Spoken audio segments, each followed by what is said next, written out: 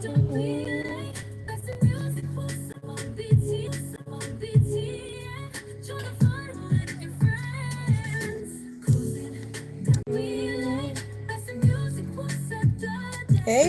what's up, Coco? Hey, G, you want me to hit the light?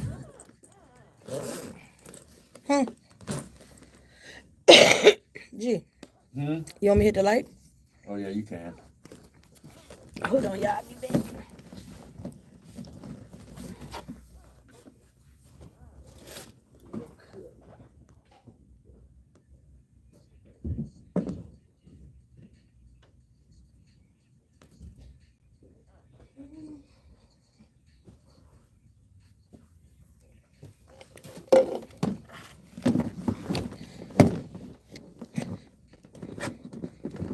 Aw, that sucks. Not you're in a dead zone. Yeah, do better. Talk to me. Now, I wasn't talking to you. My earphones on. I be forgetting to put these damn things on. Then I be like, why can't I hear nothing? Good.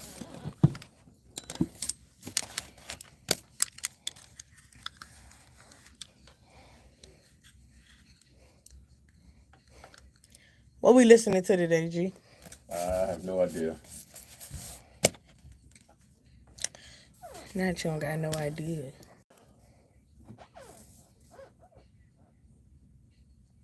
Hi, Lexi.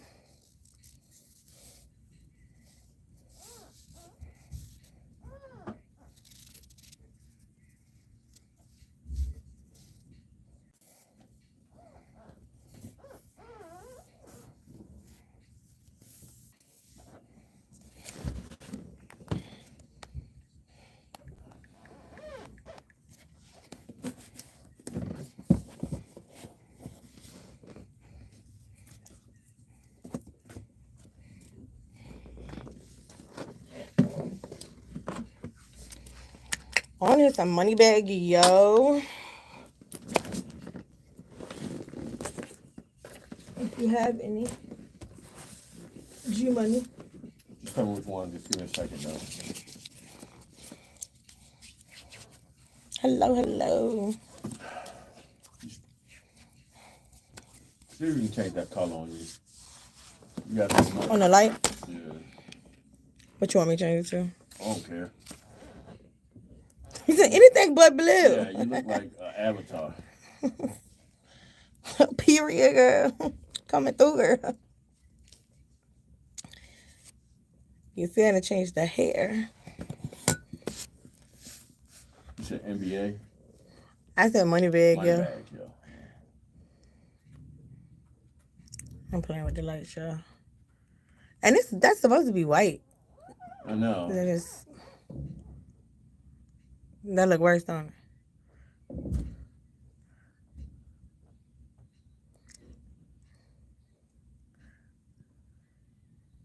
Is that better? I don't know. I can't see. Hold on, I'm sorry. I like that one.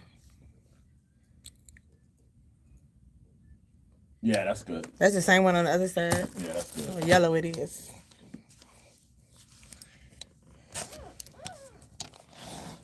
I'm actually red, not pink.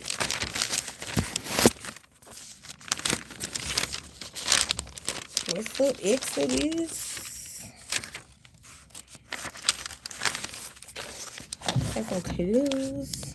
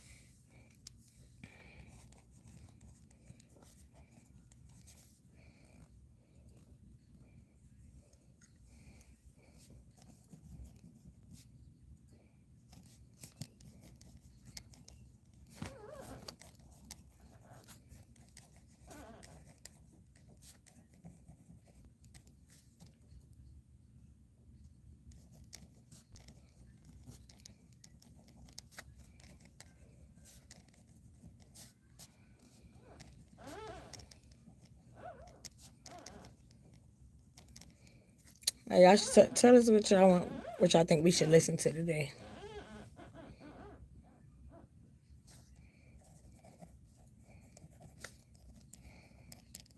You like them where it's smooth and sultry eggs.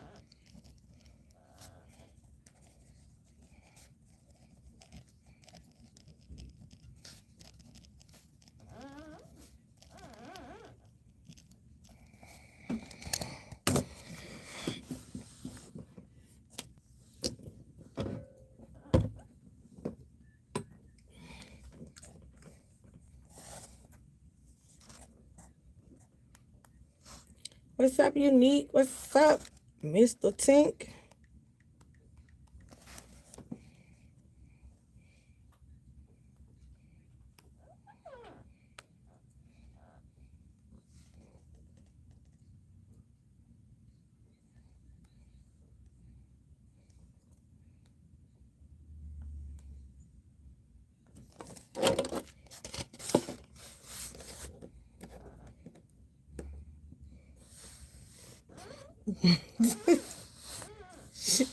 Ain't nothing sultry about Buster. Nothing.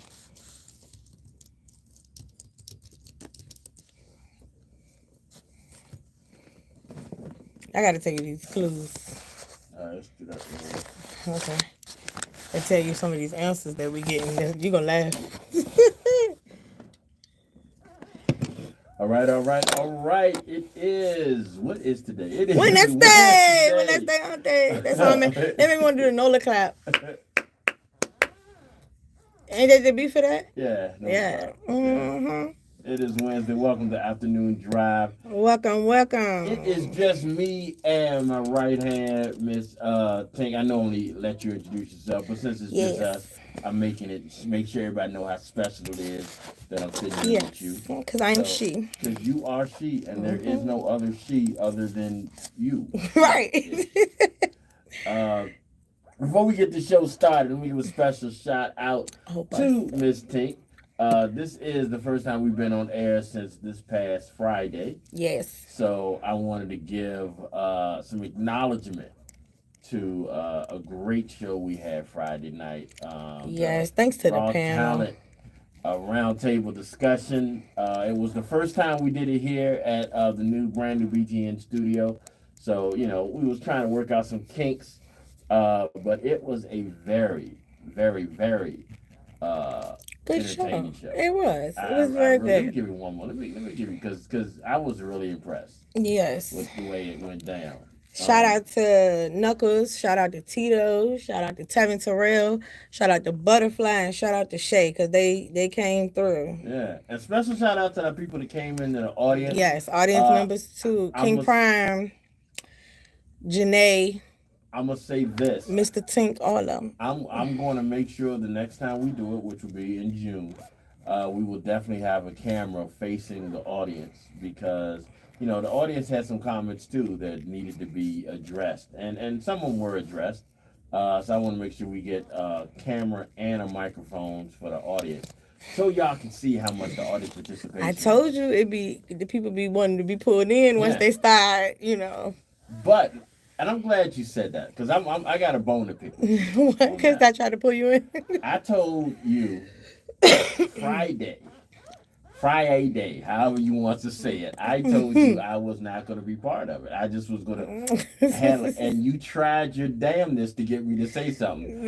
But I did. But what was so funny is you gave up pretty easy.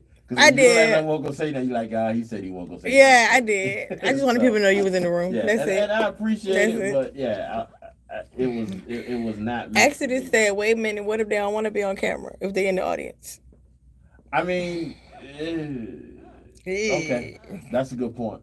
But they won't be. Well, no, I take that back. They will not be on camera unless they step up to the mic. Until they step up to the mic. I'm not going to have a camera on the audience the whole time. Yeah, because I know sometimes people like to bring their sneaker links to places, stuff like that.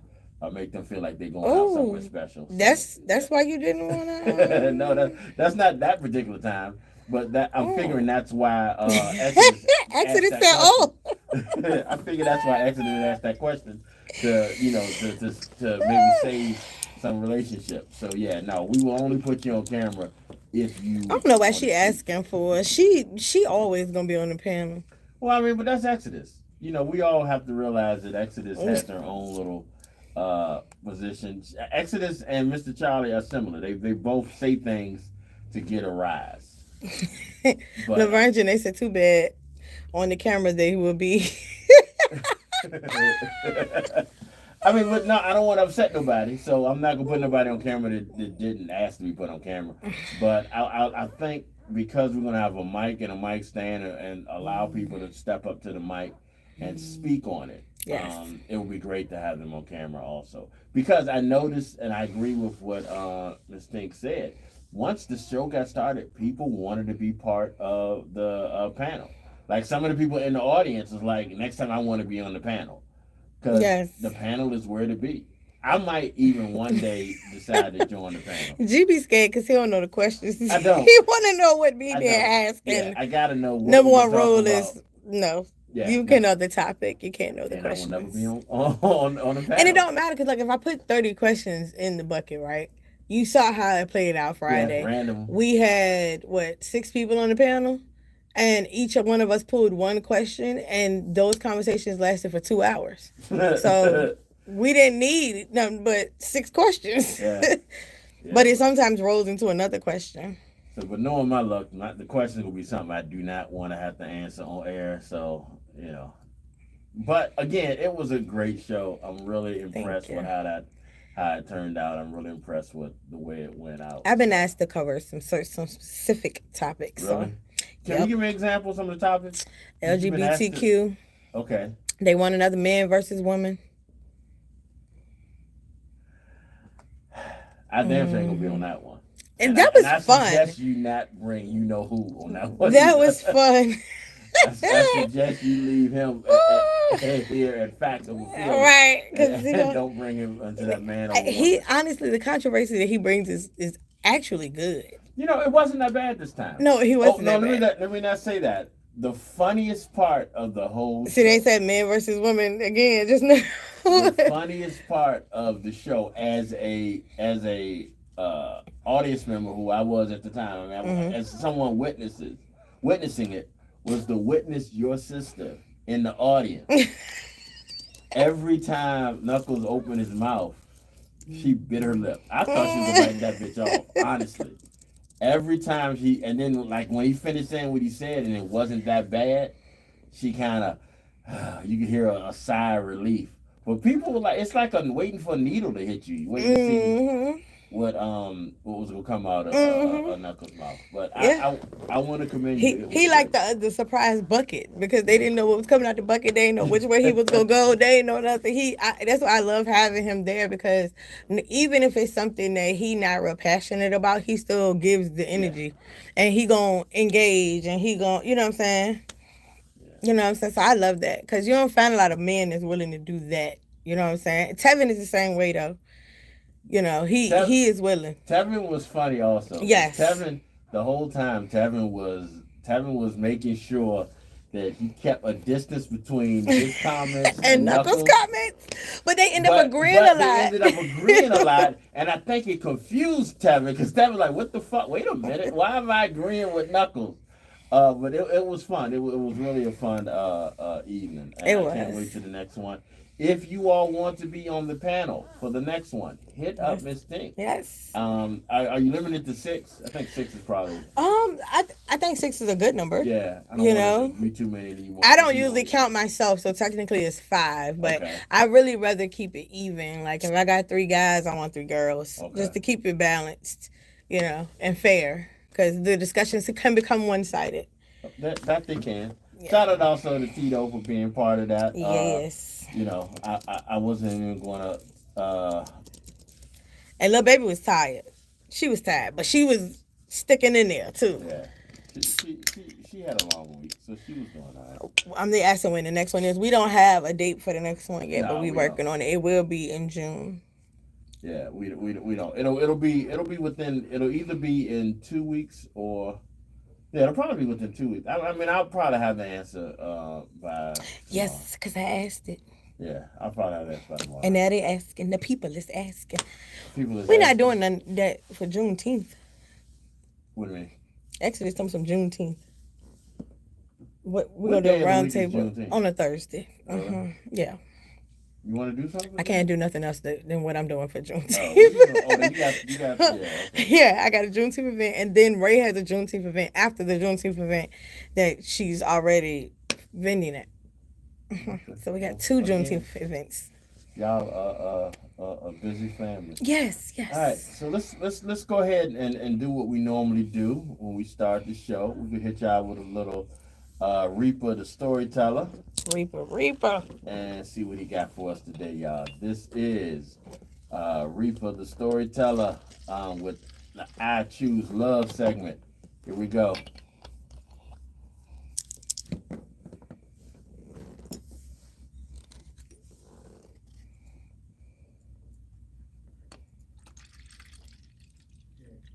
Life ain't waiting for nobody. Life ain't waiting for nobody. So you have to take advantage of what's going on right now. You gotta take advantage of that. Did you even get you some beauty today? Did you get some beauty? No, I'm too busy not getting beauty. Yeah, get you some beauty. Why don't you try that? Yeah, get some of that in your life. You know what? Do something that you like. You know, just a little something, even if it's like 3 minutes, listen to a song. Do something. Do something for you, really. And I don't mean buy. You don't need to buy anything. Just what do you like? Do something nice. That's it. That's it. Do that because you're pretty awesome, and you deserve nice things too. Just saying. So go ahead and take care of yourself today. Do that. Do some self care today, and like always, let this love and peace be with you. I mean, you gotta let it. It's you. You should be loving yourself anyway. Maybe this will help. Maybe this will help. Treating yourself right. Maybe you'll be like, you know what, I am pretty cool. You see what we're seeing, because you're sometimes ridiculous. I'm not saying now. I'm not saying now, just sometimes. And have you a great day. All right, y'all. Special shout out to Reaper the storyteller. I need y'all to go to their website. It is soupbowlnetworkllc.com. That is soupbowlnetworkllc.com. And check out some more of their videos and also check out their merchandise that they got going on. Not only do they have the Super Bowl Network's You Are Love t-shirts and mugs and stuff like that, they also have some great beads. I have, honestly, myself, I've been wearing some beads I got from them ever since I got them. I think I barely take them off. I love them so much. So y'all make sure y'all check out that website. Also check them out on IG, which is under Super Bowl Network LLC. And please check out their YouTube page so you can check out some more of their videos. And the YouTube page is also under Super Bowl Network LLC. So they're real easy to get connected to. So we're gonna make sure we get them straight. Make sure we get show them the love that y'all are telling us that y'all love them, because I get a lot of comments from people who really love what they're doing. So y'all make sure y'all continue to show them the love that y'all are showing them. All right, so let's hit y'all some more music, and then we got the clues for today's song. This is all good show, and we have a special guest coming later on this afternoon. RVA's own Michael Harris, R&B sensation from the Richmond area. We're gonna let him bless us with some of his music. But before then, let's hit y'all with some more. This is the all-new Afternoon Dryve. We got Moneybagg Yo featuring Gucci Mane and Glorilla. What is this? What's the name of this song? I don't know. Drug Talking. The all-new Afternoon Dryve, y'all. That's the name of the song for real? Yeah.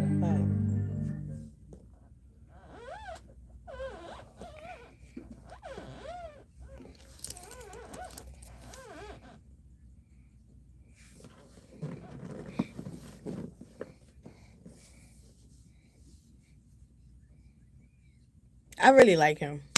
Who? Moneybagg Yo. Moneybagg Yo. It's like one of them. He's like one of them rappers where it's like you might stumble upon one song and you be like, oh, all right, but then by the time you get to the third one, you're like, oh, this is decent. You know what I'm saying? That's how it was for me anyway.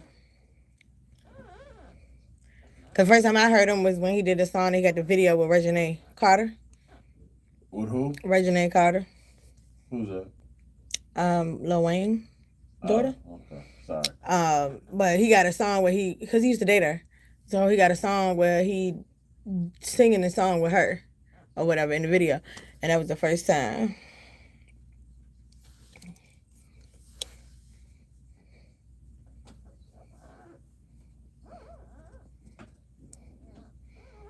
Oh, so he just said the whole tagline. They won't the name. Tender dick. What the shit is that?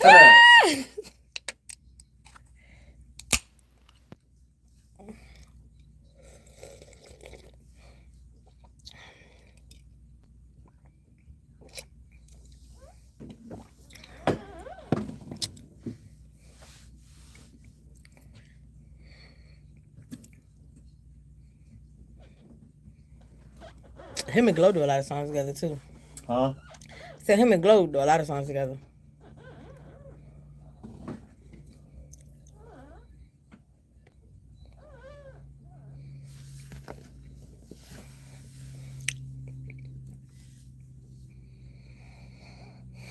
Our YouTube ain't messed up, did it?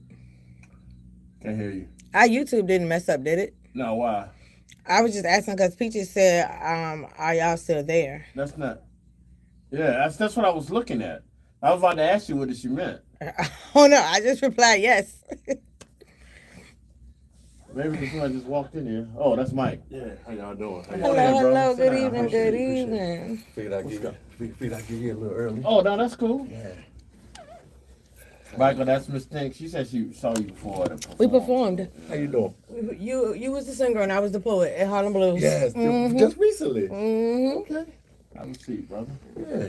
But you went by mahogany, right? Nope. Nah. Tink. I look different every time people see me. Don't even worry about it. Which reminds me, I was told, Shannon was like, who was, Tink look different. Who said that? Shannon, my wife. She was like, Tink look different. When last week? Oh, Friday, yeah. Oh yeah. Y'all back here in the cut, huh? Say what? Y'all back here in the cut, huh? Yeah, man. And when she see me today, she gonna say it again because my hair different now.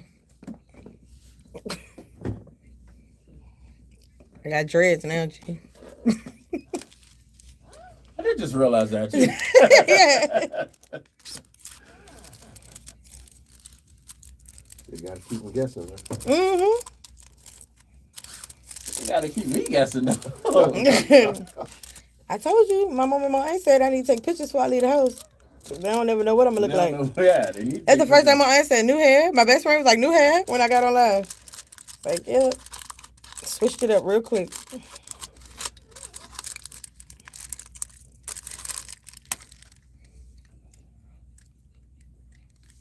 My nose stay clean. What does that mean?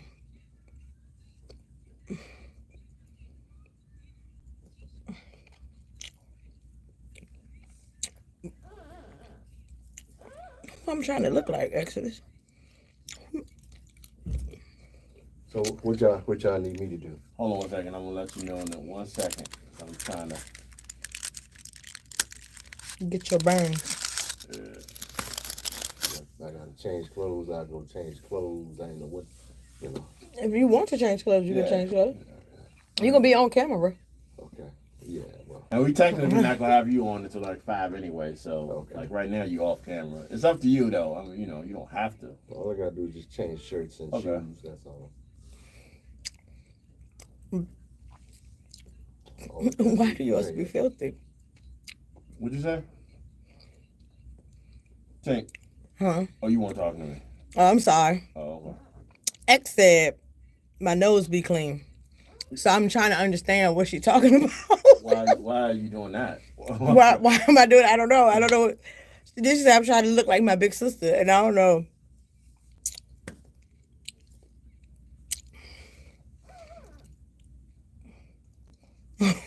That was Tink. No.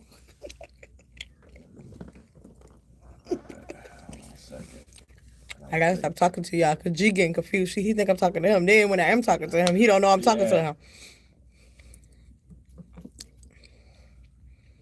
All right, so I got 3 tracks from you, Mike. I got are they all performance tracks or are they just regular tracks? Well, I sent you the regular tracks first, and then later I sent performance tracks. No, you're not.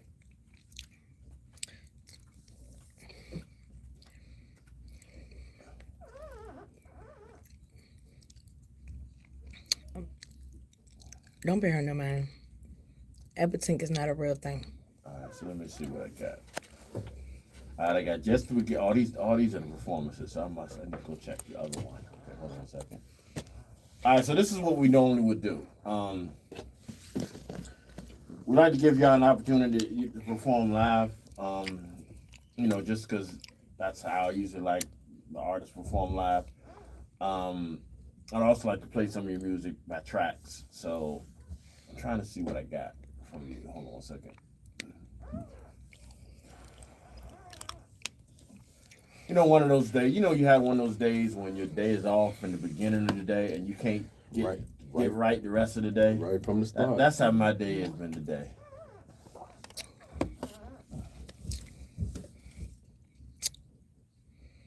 Cross my heart to God. After what? There's a set of headphones over there if you want to listen to what we're listening to. Yeah, any of them in front of you. Yeah. I should have told you that beforehand. I do apologize for that. That's okay.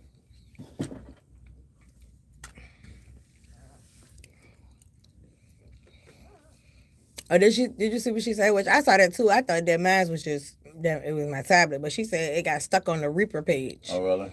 And then we came back in. It might not have been stuck. I kept it on the read page as I was talking so I could read it. Oh, okay. So I can read the website and all that stuff.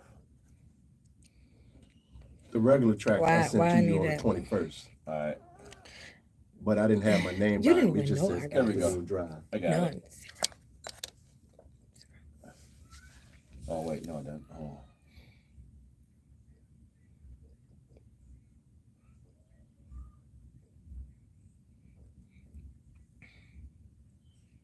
There we go.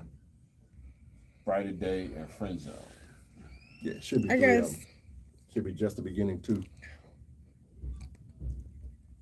You believe it or not, I got this from Bath and Body Works. It's Emily in Paris. Let's say, which one would you prefer to perform live? I'll do Brighter Day. All right. It's above you because you didn't win.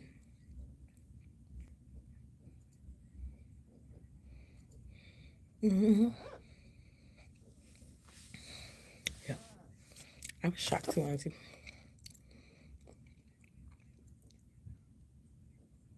It's called Rogue Romance. It's not long lasting though, because like when I drink something come off. It's on the downside.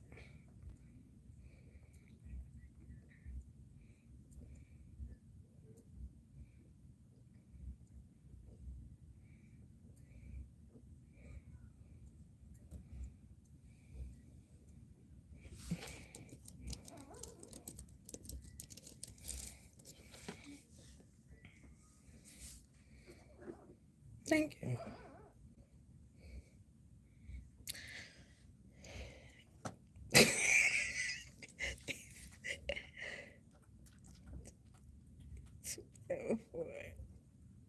Oh, he's talking about.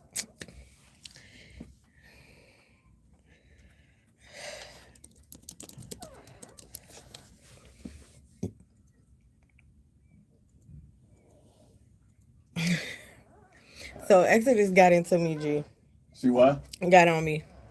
The one that y'all, the argument she won? Yeah. Yeah, I saw And that. now I know what she's talking about. Yeah. Because I asked her, did she watch Reality Check-In? And she told me no, because she ain't gonna understand what we talking about. And I'm like, no, we really explain what's going on, as far as the shows and stuff. So it really is a conversation piece. So it's not hard to follow. So she didn't realize that it was on Big Time Radio Network. She thought it was gonna be on my page. Oh, So she was like, "Well, you didn't tell us where it was gonna be at. So how was we supposed to know?" so that's the argument she won. And look, I'm giving her That, credit for that. that's Okay, the argument that she won. She said you ain't even fight on it. And then she told me to remind everybody today, because I always say tune in at 8:00. I didn't say where. All right, so like what we're gonna do is Hello. like we do certain, we got certain like segments we put in, and then we'll have the guests come in about 5. So if you did need to do some things, change or whatever, you can do that. And then when you come back, just sit over there so you be in camera. Right there, okay. Yeah, that's fine. So you be in camera, and like right now you're not in camera. So If you prefer that's that chair, we can move this one. Yeah, You can just I can move swivel it the chair. around. Oh, it don't matter. Yeah. Yeah, it don't matter. All right, we're gonna go back live. One second. One Let me, second. let me go change. All right. We're back. All right, y'all. We are back. Afternoon Drive, the all new Afternoon Drive here on Big Time Radio Network. All new. The all new. On a Wednesday. On a Wednesday. The all new. Here we go. This is They all new. oh, Okay, I actually like that. Thank you. I appreciate it. All right, y'all. So we are here. I don't know. I think this moved and made the little sound effects better. I don't know. So should I try the timeout stuff? No, that's the part that was fucked up. Leave it the way it's at. That's messed up. I'm honest. I mean, it is, and I ain't even mad at you. All right, so we gonna hit these questions. As you all know, our official member of the Big Time Drive crew, right out of New Orleans, is Exodus. And every show, she gives us some clues to a particular artist and a song, and basically, we just have to guess who it is. So, Here go the clues. here go the clues. So clue number 1 is lyrics. I don't feel like being lonely tonight. I want some company. Clue number 2. I know that. Before I bet you do. Yeah. Before you can leave the door open, you have to get your lover to slide through. Clue number 3, smooth and sultry. You could say he was the first Tyrese. Clue number 4, his baritone voice came with a positive pregnancy test attached. Clue number 5, a near fatal car crash left him paralyzed.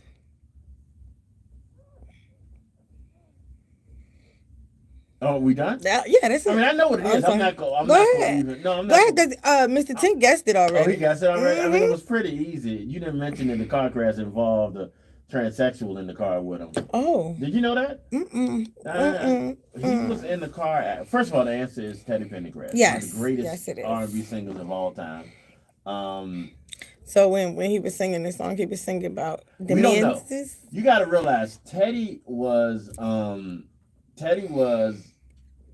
of the first male R&B sex symbols. Mm. I have 2 aunts. Well, I had 2 aunts personally that were crazy. She said she was trying to save his reputation. About she didn't want to mention that. I ain't mad at her. She said she was trying to save his reputation. Yeah, no. I mean, but it is. Back in the day, that was a big deal. Now it's not. Right. Now it's really not. Well, I don't know much about him. Wow, you don't know what? I've heard the music, but I'm just saying like background. I don't know much about him. Yeah, Teddy was a beast. Teddy first started with Harold Melvin and the Blue Notes. He was part of a group called Harold Melvin and the Blue Notes, which is didn't funny know because that. Harold Melvin is the name of the lead, the owner of, the major part, but Teddy was the lead singer. There's a lot of singers these days, and you brought up Tyrese. Tyrese is a huge fan of Teddy. Like Teddy Pendergrass was probably one of the biggest, most influential R&B artists to A Teddy pinned her ass down like T-Pain. Yeah, that's where you get that from. Teddy pinned her ass down. But yeah, Teddy was something special. When Teddy had that accident, everybody kind of joked about the his passenger at the time. Like I said, Kathy said it was a relative. Okay, it was relatively a man dressed as a woman, but yeah, it was. Don't get me wrong. I love Teddy. Was he married to to a woman? Teddy Pendergrass has always been known as. It's just we're gonna play some Teddy for you, but Teddy has always been known as like I said, he was a sex symbol. Mm. You know, he came out with the beard. He get up on stage and he on stage sweating. He never lied his sweat. And women was going crazy. They was throwing panties and stuff on stage. Teddy Pendergrass was, I can't even think who I would compare him to now. It's just that much of a sex symbol that he was. And you know, that was Teddy Pendergrass. All right, so the song. Kathy said she had the jeans with the teddy bear on the pocket. And that was okay. That's what she said. Okay, I mean that's good. Teddy, I love Teddy Pendergrass. I would just say that, as y'all can tell. Yeah, I can tell. But did you know the song?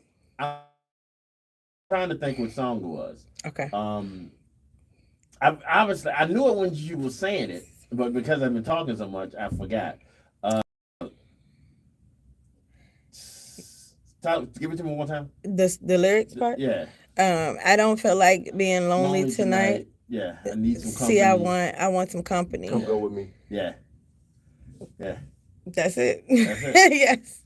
And Kathy said it was his voice, panty dropping voice. It was.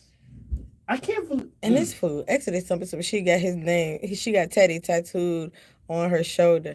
Yeah, that's because she used to call herself Teddy. That's not because of Teddy Pendergrass. You don't know. That might be why. It might be. It might be. I'm just knowing her. You know what I'm saying? But she didn't tattoo it to be his name. You don't know that. She did not do that. You don't know that. This girl is crazy. Yeah, she is. But you still don't know that. Can't work. You still have no idea why she got Teddy tattooed. I'm sure if tattooing was as big as it was then as it is now, somebody would have Teddy tattooed on it.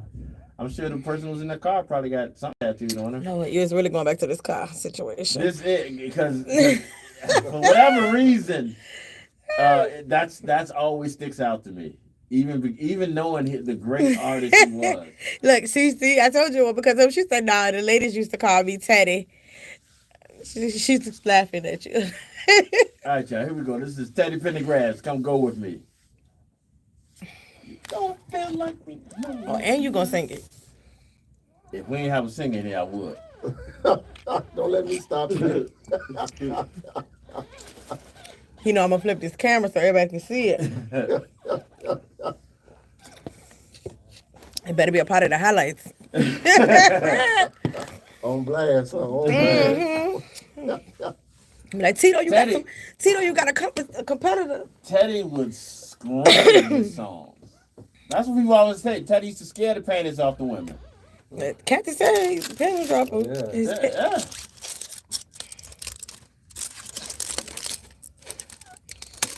She defended him too. That was his cousin. That was his damn cousin. If it was his cousin, then that's some West Virginia stuff. But I want his cousin. Apparently, that's becoming more and more common. Yeah. Well, like I said back then, I mean, I hate to make jokes about it because the man did, lose his legs, the use of his legs. At first it was really bad. I mean, it still ended up being really bad, but he eventually got the use of his arms. If you ever watch any of his old footage, he eventually got the use of his arms. Yeah. He was in a wheelchair. After the accident, he was in a wheelchair.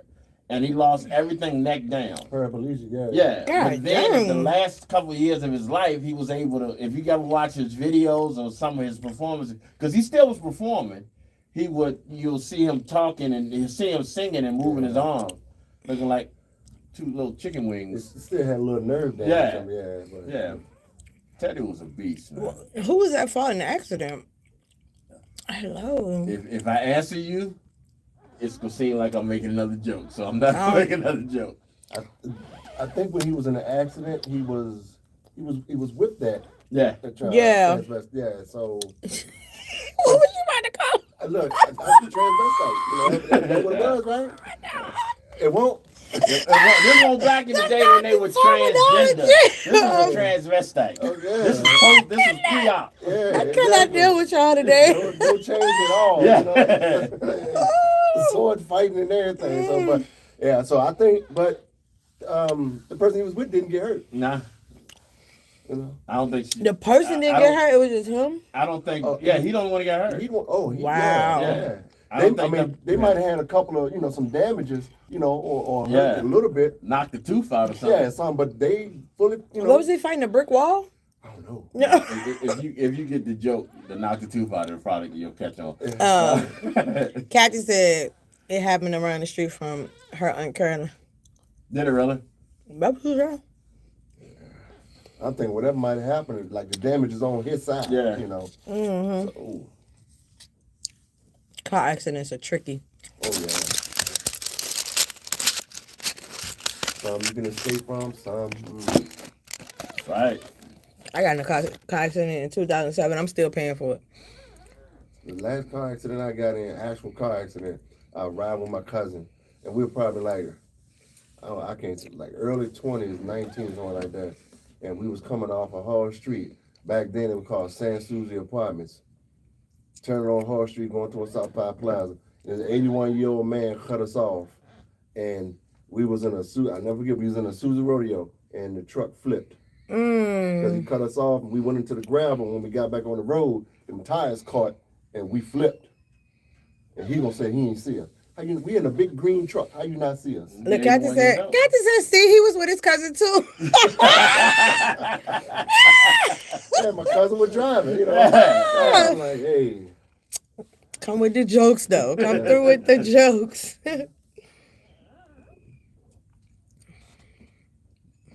Yeah, I was with my homegirl. We was leaving the hospital. We was in college. Our first semester, we was leaving the hospital because one of our homegirls, we had took her to the hospital. She had appendicitis. Oh.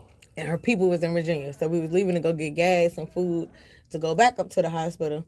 And we got one light away from the hospital. And our light turned green. We go through the light before we could clear the intersection. F-150 came and hit us. Ooh. A what? F-150. Oh, yeah, you lucky you are here.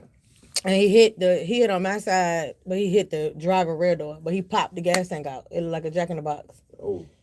And they was like, good thing I didn't get gas. Because, it could have exploded. And he spun us around, and we was facing the hospital when we stopped spinning. Oh, y'all spin that far? Mm-hmm.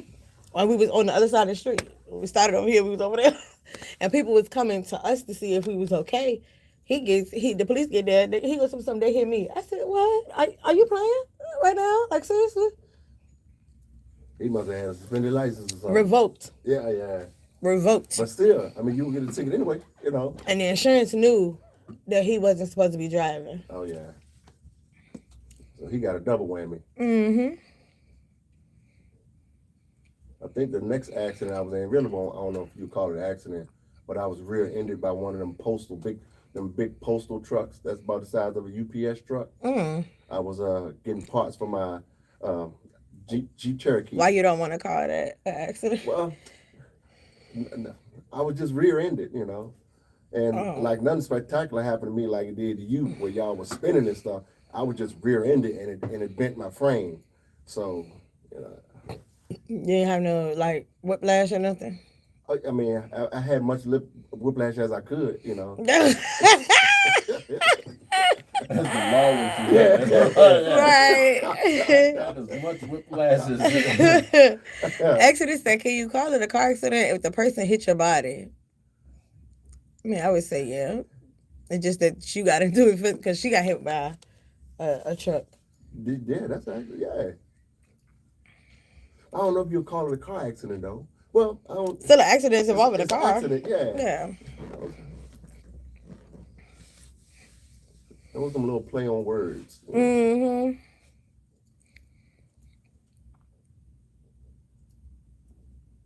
Shout out to our girl Exodus for giving us the opportunity to play some Teddy P. Yeah, she done made G-Day. She done made my day. And guess what? Mr. Tink guessed it first. Shout out to Mr. Tink. We need to have him come back on the show too. I really enjoy when he's here. Like I said, it kind of evens up the. Today is not a big deal because you don't have everybody here, but it kind of evens up the testosterone level in the building. So. G, if you scared, just say you scared. I'm not scared. I know we my just limits. make you a little nervous I know my sometimes. limits. I'm not being scared and knowing my limits are two different things. All right, so but once again, shout out to Exodus for that Teddy P moment. I was able to throw 2 Teddy P songs in. All right, so like I said, we got a guest today. We're gonna get to the guest in a minute. We also got Tea Time with Tito coming up in a couple seconds. Before we do that, I like to do this, just different topics to talk about throughout the show between music breaks. And here's something that because we have a music artist in as a guest today, I have a question that I might ask, and I might ask him to. I don't know. I'll ask him once we get him on. He's here, but I was waiting. But I'm gonna ask you: can you name an artist, Mz Tink, that everybody loves, but you just think cannot sing? That I think can't sing. Yeah. That really can't. The vocals is not as great as everybody seems to make it seem like it is. You trying to get me canceled? No, that's what I'm saying. I'm being... Yes, you is. You trying to get me canceled? Because I got an answer for this, but I know the people, somebody on my lab gonna be pissed off. I'm ready now. After you did all that, I'm really ready. Beyonce. You don't think Beyonce can sing? That's not what I'm saying. You said that you changed it up. You said not as good. Exactly what I said. No, then you said not as good as people make. Think. Yes, Okay. I feel like they gas her up. I'm not saying she can't sing. I'm just saying that that she's gassed up a lot. All right. That's how I feel. I think she's more of an entertainer than a singer. How about that? Okay. Can we do that? Yeah, I think she's more of an entertainer than a singer. And I definitely don't think she can act. I think she did okay in some of the She did okay in Fighting for Temptations. She did okay in but the one. That other one, Carmen, that came on BET, she should have just turned that road down. She did the one. See, I told she did okay. Actually said if you wanted me to leave, you could have just said that. She did okay in the one with Idris. The movie with Idris Elba. What movie was that? I can't remember the name of it, but she was his wife, and they were and it was almost like Single White Female, but the black version. So okay. You don't remember that? She did pretty well. I'm gonna have to look it up. Yeah, I think you'll like it. Give it a shot. She said she about to call in. Give it a shot. It's gonna come from my head. I told you.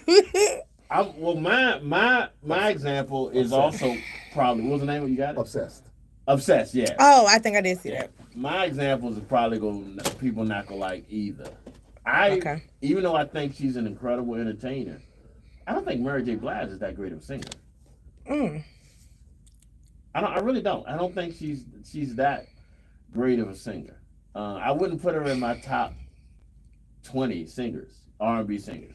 As an entertainer, I think she's very great at what she does. She sings her songs well enough to be good. Like, I have a lot of great songs. There's a lot of great Mary J. Blige songs. I just don't think she is the type of singer that everybody can seem to make it seem like she is. Exodus said Mary J. is her favorite yeller. Yeah, and I mean... Y'all are on the road today. Yeah, and nothing against her. I think she does what she does very well. It's just singing is not her forte. But she's Mary J. So you can never take that away from her. She's definitely Mary J. But I don't know how much I would put on that. So you wouldn't go see her in concert. No, I'm not even saying that. She's just not that great of a singer. Like, when I hear another person who I don't think is a great singer, and everybody seems to, and he's like one of the biggest artists of all time, is The Weeknd. I don't think The Weeknd can sing.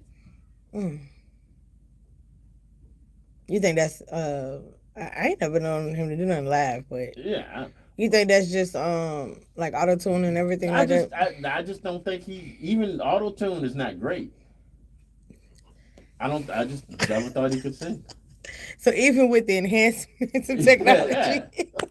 Yeah. I mean, I'm not a singer, so I can't. I'm not critiquing him. I think he's a great artist. I just don't think he can sing. And I was watching someone on social media the other day, and this is what made me come up with the idea. and they mentioned somebody that they said that couldn't sing. And I don't agree with them fully, but again, I respect their opinion. Who was it? Aaliyah. Really? Yeah, they said they didn't think Aaliyah could sing. I mean, she did all right. You know, I don't think she was. You know, she's no Whitney, but she was pretty good. Yeah, that's the first time I ever heard somebody say this. Yeah, I never heard it either. You know. But it made me think. It made me think of all these people out here who's out here. Do you think that if Aaliyah was still here today, that Beyonce would be the artist that she is? Yeah. Two different people. I think Aaliyah will still be a great artist, but I think the Beyonce train was going to happen no matter what. I think the Beyonce phenomenon would have happened because I don't think Aaliyah had the team behind her to put her at that Beyonce level. I mean, let's be real. Beyonce is a phenomenon. You know. Exodus says, I'm gonna say Adele because Amy Winehouse was light years better than Adele, and then she said Sierra, Janet, Jacquees, and Omarion. Amy Winehouse was an incredible singer. She's no longer with us or something? Yeah, no, she gone. Oh. Yeah. She loved drugs more than she loved singing. She gone. But she was an incredible singer. Say that and keep on going like. Yeah. Well, I mean, I don't want to get canceled. Who were the list that she just said? Sierra, Janet, Jacquees, and Omarion. I agree with her on Sierra. I agree on Sierra. I will never agree on Janet. Did you see that Janet performance this past week?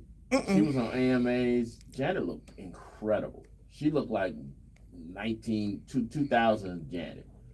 She's thin again. She don't look like an old Chinese woman. Janet was doing her thing. She did like a 4 or 5 song medley. If you can catch it on YouTube, check it out. She did really well. Jacquees, that's the dude that swear he's the king of R&B, right? Mm-hmm. Yeah. Okay. I never liked Jacquees because he went at Keith Sweat one time and said, "I'm the king," or and I'm like, no. Who else you said? This fool said Janet can't sing, but she talk long real good. Exodus? Yes. Okay. So she said Sierra, Janet, Jacquees, and Omarion. Omarion. I thought Omarion could sing. I had to agree. Ray J. Oh, thank you. I forgot all about Ray J. Ray J is awful. Ray J can't sing. Ray J had 2 hits. Let me find one of them. I about to say, when did he really try to sing? Yeah. I think he came out with an album, but what got me is when I think they did some kind of, they caught him live, everybody was singing, and I think he was singing one of his songs and he was just off key. Oh, that was when he did the verses. Yeah. Probably because he got all that daddy weight. Okay. That should have helped. Mr. Tink said Keith Sweat can't sing, but he could cry real good. I won't gonna say. I ain't gonna say Keith. If I'd had to say Keith, I'd have said, okay, this man got a lot of hits, but All right, let's do this. I wasn't planning on doing this yet, but I guess because this is his. They said play. Actually said play. Wait a minute. I'm looking for wait. Ironically, I'm looking for wait a minute at the moment. Because this is his forte, I'm gonna introduce, I guess, RVA's singing sensation, Michael Harris. Let me get you to sit in front, just so you can talk into the mic, because everything you said recently, most people didn't hear. What did you say about Keith? So Keith got a lot of hits. That can't be denied. Okay, but as far as singing, I wouldn't consider him like a top tier singer. It is what it is. He teamed up with some great people. Like when he did LSG. LSG, yeah. Okay. Look who he teamed up with. You teamed up with 2 of some of the greatest R&B singers of all time. Johnny Gill and Gerald Levert. Yeah, that's hard to compete. Powerhouses. Yeah. Keith, he did what he had to do. You know, to me, I think okay, he kind of held his own, but he wasn't in that league. I see you being nice. That's just my opinion. He said he won't go say his name. Yeah, He won't gonna go there, but Mr. Tink pushed the button. Definitely, Ray J. Yeah, it is what it is. Ray J. He think he's great at a lot of things. Who, Ray? Yes. I think he's an sister helped awesome him. business person. I don't think it's that great. And I think you're right. I think if it wasn't for the fact that his sister, it was Brandy, who was arguably one of the greatest singers ever also, if it wasn't for that, he wouldn't be anybody. I don't think so. Well, I mean, he was acting and stuff. But how he get into acting? Because of Brandy. If Ray J was my brother, Ray J be working at McDonald's right now. Let's be real. Lord Jesus. I'm just saying, let's be real. If Ray J, I mean, on the business tip, he makes genius business moves. Tip, as you but say, that's it. Is still based on her. Mm. It's still based on what he got from her, or his exposure because of her. Mm. And we're sitting here. These are opinions, and these are opinions by someone who is not a singer. So I can't it is what it is. But I don't think. Actually, they said when he was younger, he could sing, but he wasn't Brandy. No one's gonna be Brandy. Right. And Kathy said, I like Keith Sweat. He wins, beg and cry like all men should. Of course, Kathy said that. And she said that Ray J's mom put both her kids through the School of Performing Arts. Okay, and Ray J failed. I'm going to sip my tea. Y'all are really on one today. He got a D. He might not have failed. He got a D. Because he's still on. He's still doing these reality shows. Yes, that fool said them earbuds. the fool wanted to do a 10-year anniversary movie. Hold on. Let's do this. I sent you something the other day. I don't know if you saw it, but it was a recording of Ray J. No, I didn't see it. Sending messages of all the men he wanted to sleep with. Now, He is a crash out right now, though. I don't understand. I don't know why. if this is some sort of deep fake, but it sounded real. I ain't know you were going there. I thought you could say all the men that he could out-sing or something. I'm gonna have to find it. I know It started with Cat Cent. With that situation. He said he wanted. You know what Cat Cent is? Yeah. Okay, so he said he wanted to have a sleepover and take a shower with Cat Cent. And Brandy went off. Like, what is wrong with you? Like, why are you doing this?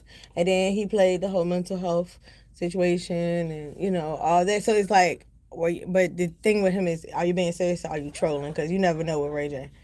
Mental health, people use that for so many excuses. Right. Yeah. And the ones that actually have it, It's the ones that don't say nothing. Don't say nothing. Mm-hmm. So I think he is trying to go the what you call route. What is his name? Why can't I think of his name? The other crazy dude. The other crazy. I know what you're talking about. I can't. God, why can't I think of the other actor? He was a child actor. Yeah, star. what is his name? Orlando Brown. Oh, Orlando Brown. Yeah, I think he's trying to go to Orlando Brown because he's saying that Orlando is working for him.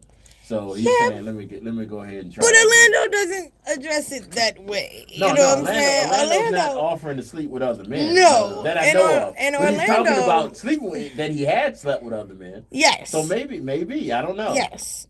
But Orlando is doing it to expose things. And nobody pays attention to him because of the fact that he's Orlando Brown and he gives this crazy, quirky, whatever. But when Kat came out with that interview that he did, with the dude Shannon Sharp. That's when people start realizing Orlando been saying the same things. Yeah. And now all of a sudden Kat saying it now you're like, oh, you know what I'm saying? But Orlando been saying it. But it was just his delivery was like, this dude is on something all the time. Because I watched him on reality TV and everything. Like he was on Bad Boys on Zeus and he got out of jail on the show. Like, and he was just like, yeah, I'm on house arrest. Like, I'm proud of it. And he married. I was thinking he's married to somebody. Like, he got a whole wife. It's somebody that deal with this shit 24/7. 24/7. I bet you he ain't even that person at home though. Who, Orlando? Yeah. He. I think he's a character. I No, think he's putting I, on. I honestly think, and this is to go back to our brother Michael comment about people using mental health, and I think something's wrong with him. Because one minute he seems to be cool, something wrong with him. He got his hands on some really bad shit. Something is not completely right with Orlando. Because he's done he's taken a minute and he's done he did gospel music for like 2 years. He found the Lord and all that. I think that he is. I don't believe half the stuff he says. Like even somebody was interviewing Raven Simone one time, and they asked Raven about Orlando because Orlando says that Raven did some things for him when they were young. Mm-hmm. And the interviewer asked Raven, did she want to talk about it? And she's like, for what? She's like, she don't have a problem with him. She's just like, for what? It's just, Orlando's gonna be Orlando. Right. If he says I did this and I know I didn't, me sitting there coming up to y'all saying I didn't, it's not gonna make y'all go believe me even less, even more. So it's just him being who he is, and I think that's what it is. Hold on a second. Okay. Mr. Tink says, speaking of interviewers, Cam Newton surprised me. I think Cam Newton does a pretty good job interviewing. I just think Shannon Sharpe is a terrible interviewer because he does I really when Shannon Sharpe interviewed Bobby Brown, I'm a huge Bobby Brown fan. Everybody know when Shannon Sharpe interviewed, I figured he needed to know more about the person he was interviewing because he asked the questions that didn't make sense. Like he was like he just seemed like he didn't know what he was talking about. So, but with the Cat Williams interview, it really was Cat just talking. Yeah, that was Cat. He didn't really ask him much. No. He didn't have to. No, Cat was like, "I'm here to pour." No one cared about Shannon Sharpe until that interview. Right. Yeah. So Cat Williams made Club Shay Shay. I ain't gonna say Shannon Sharpe, but made Club Shay Shay. So, and let me say this: I was corrected. Amy Winehouse did not die from drugs; she died from alcohol poisoning. I was wrong, and I didn't know that. I don't know why I said that. I just probably being mean or something like that. I don't know. So, but before we get to tea time, and before we give our guest a proper introduction, I'm gonna do what everybody asked me to do. This is wait a minute, Ray J, y'all. All right.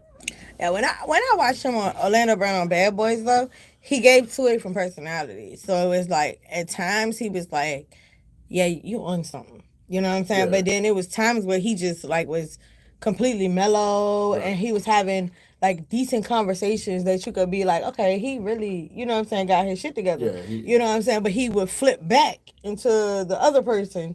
Yeah, let's get fucked up and I'm gonna do that and just saying crazy shit just out of nowhere, Hey, gotta watch him on breaks. Right. Watch him on breaks. I watched the 20 versus 1 he did with the dude from YSL, Woody. And Woody was trying to figure out what the fuck was wrong with him. Like, he was literally walking away from where they were standing, walking to the camera, and, like, doing, like, air humping gestures, talking into the mic, like he was about to make love to the mic, talking to the people that were sitting on the side. Something wrong with him. And Woody was like, what the fuck is he doing? Something wrong with him. Something wrong with him. Now, I'm listening to this song, right? The beat's not bad. It's a good song. The beat's not... He didn't do too bad on this song. So between the time he made the song and the time he did live, it could be like what Tink said. He could have put on that daddy weight. Yeah. But, the more weight you have, the more win you have. Yeah. So he should have been able to hit them notes. He sounded awful on that. He was supposed to be doing a 10-year anniversary movie for One Wish. Really? Yes. He was talking about it on Love and Hip Hop, and that's where it started and stopped. And now he divorced too. I mean, he sings like he talks. His singing voice sounds a lot like his. It does. Voice. Yeah. So how can you mess that up? I don't know. He was holding the baby when he was singing, though. But Lord. So maybe the baby was kicking him. I don't know. Lord. But he might have been drinking, so who knows? He might have been. Or everybody in the audience was. He probably was. He was He off. probably was was drinking. he was off of that day because You I was know, like, oh Kathy said she thought Club Shay Shay was over because he liked little girls or something. He don't like little girls. She was legal. What's good, Prime? She was legal. She wasn't that legal, but she was legal.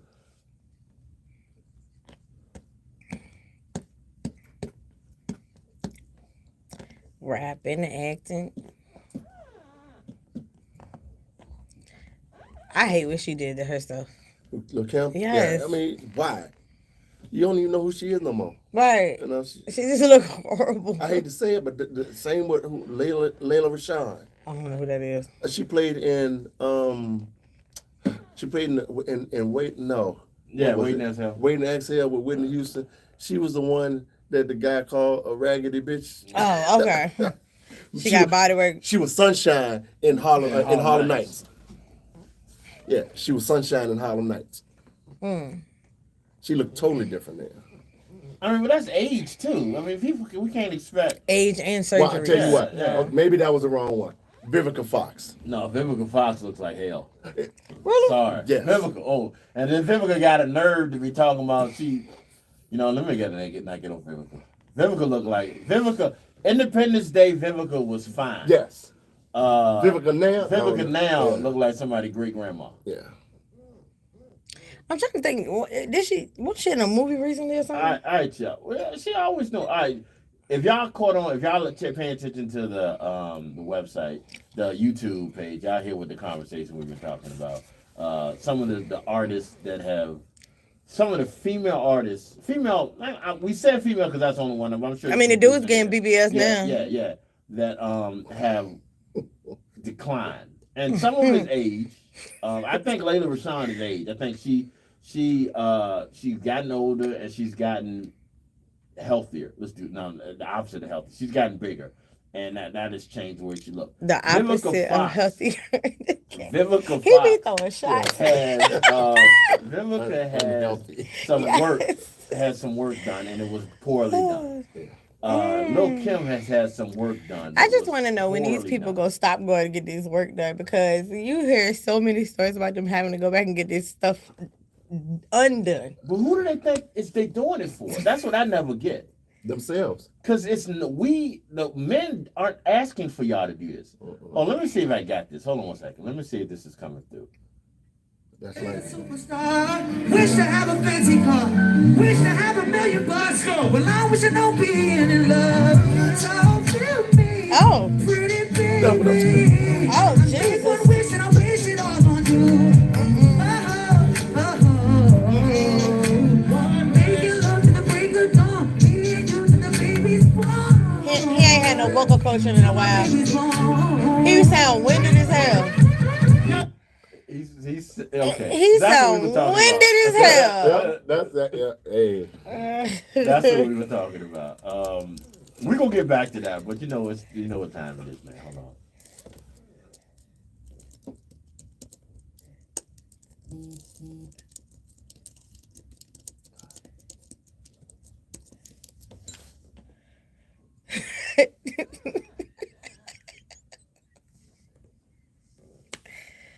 That was Ray J, y'all.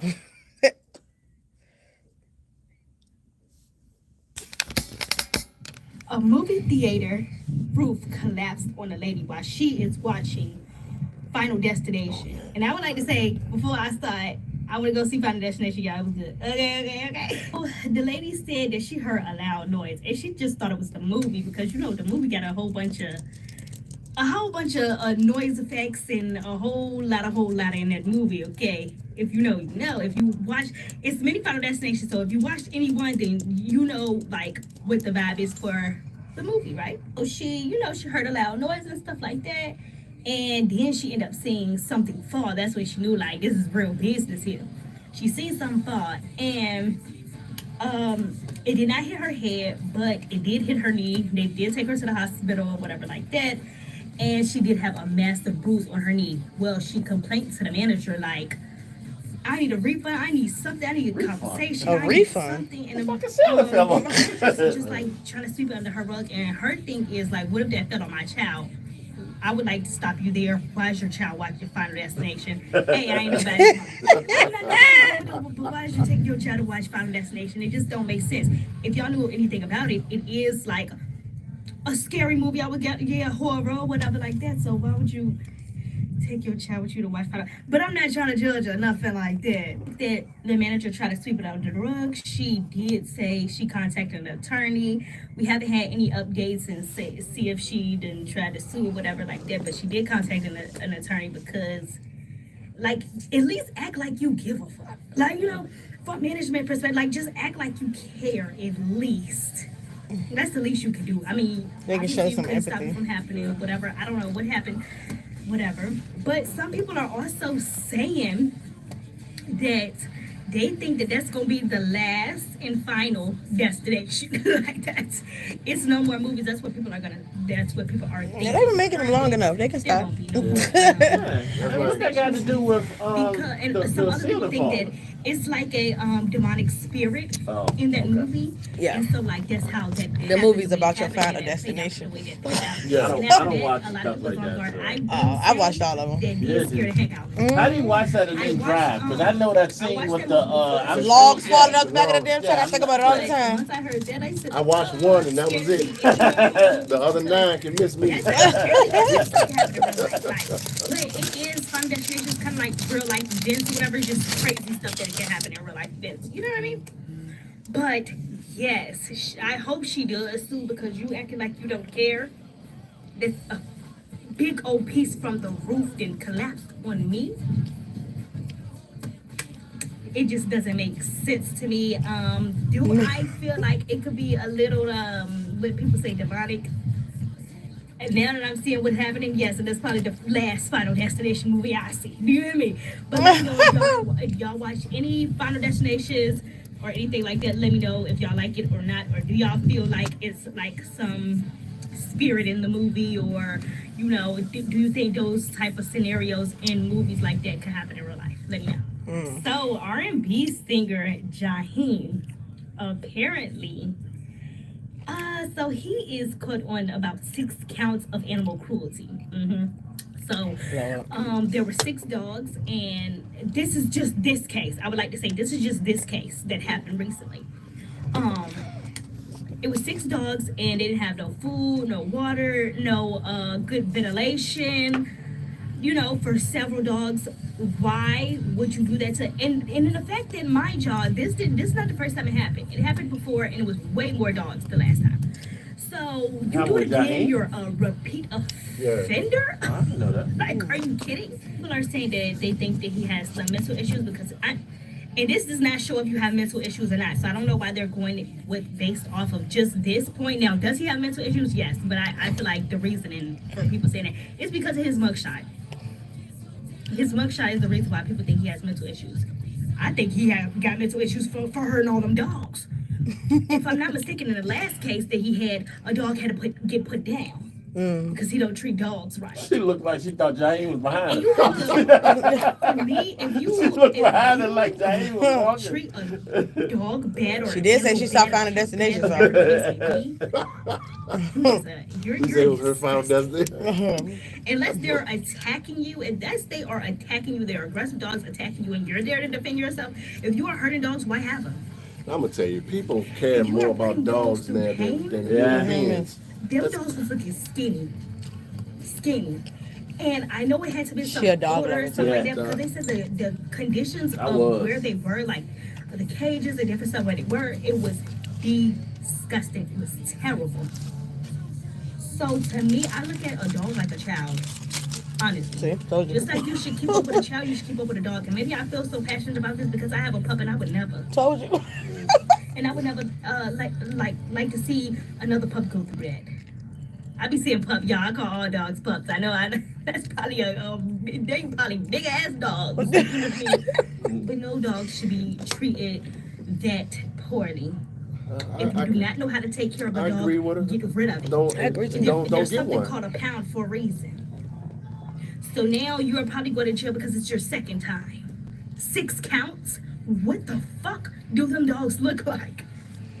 I see what you look like and you won't so hot yourself. Damn. Yeah, I'm 'cause just saying. He need to let I'm them just braids saying. grow. Yeah. But yeah, y'all, this is it for Tea Time with your girl Tito. Make sure you follow me on Instagram at go.shorty. Follow my TikTok at Tito Cake with 2G. Hello. And follow, actually subscribe to my YouTube channel at Tito TV. And until next time, guys, make sure y'all send that mess so we can clock that tea, okay?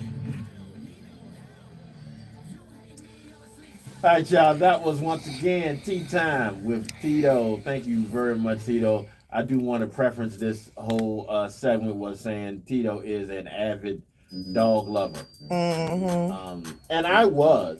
I still am. I have a dog. I love my dog to death. Well, maybe not to death anymore. But I love my dog. But you know, my dog's old. Gee. My dog's old. Maybe not the death anymore. Why would the love change? What the My dog did to is you? old. Huh? Cause the dog old. Yeah. That don't mean that you love him less. No, yes it does. I do. Oh, okay, that don't mean you love her less. It's like this. I'll be honest with you. My dog, I got my dog in 2013. 2012, 2013. Oh, that dog is. That dog old, living exactly. life. So, you know, she be barking and coughing. It's just this different shit that my dog, you know. But she still got the energy of a puppy. Like she'll run around like she, you know, like 3 years old, but she, you know, she's getting on my nerves. But now she's starting to, you know, seem like she's losing some of her faculties. Oh And, Lord Jesus! you know, I don't want to be the one to do it, and I want to give her a chance. But, you know, she got one more time to piss on my carpet. But here we go. Exodus said Tito was answering questions like she was in the room. Like when we say something, she was actually giving the answer, like she could hear us. And she said that they about to Michael Vick Jaheim. Right? Yeah. I didn't know. I don't think I remember Jaheim having. She said your dog. She said your dog got a breathing machine.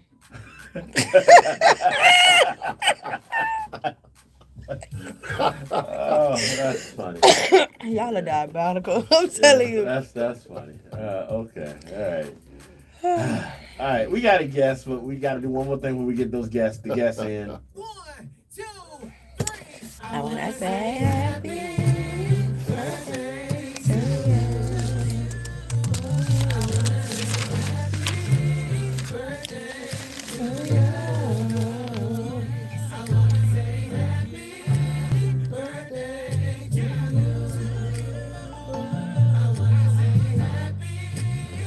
All right, y'all. It is Afternoon Dryve, our birthday shout outs. We do this every day to give shout outs to people who are celebrating the birthday, anniversary, or any other major shout out. graduation. Graduate. You got any graduations today? Nope. Okay, then why you yelling like you made me think you had graduations? Because I just fuck with you. All right, y'all. Birthdays today, as we always do, we start off with some of our famous people that are no longer with us. Today would have been the birthday of NBA great Jerry West, who passed away last year, as a matter of fact, 2024. Today would have been his birthday. Today is also the birth anniversary of the wonderful Betty Shabazz, the wife of Malcolm X. She passed away in 1997. Celebrating birthdays today, we were talking earlier about some of the greatest R&B singers of all time. This female is one of the greatest to ever stand in front of a microphone. Happy 81st birthday to Gladys Knight. Today is her birthday. Disgraced New York Mayor Rudy Giuliani. Today is also his 81st birthday. NBA legend Glenn Rice celebrates birthday number 58. Secretary of State and former governor of Florida, Marco Rubio. Today's his birthday. Michael Orr, today's his 39th birthday. Y'all might remember Michael Orr. He was the football player that the movie The Blind Side was made for. Today's his birthday.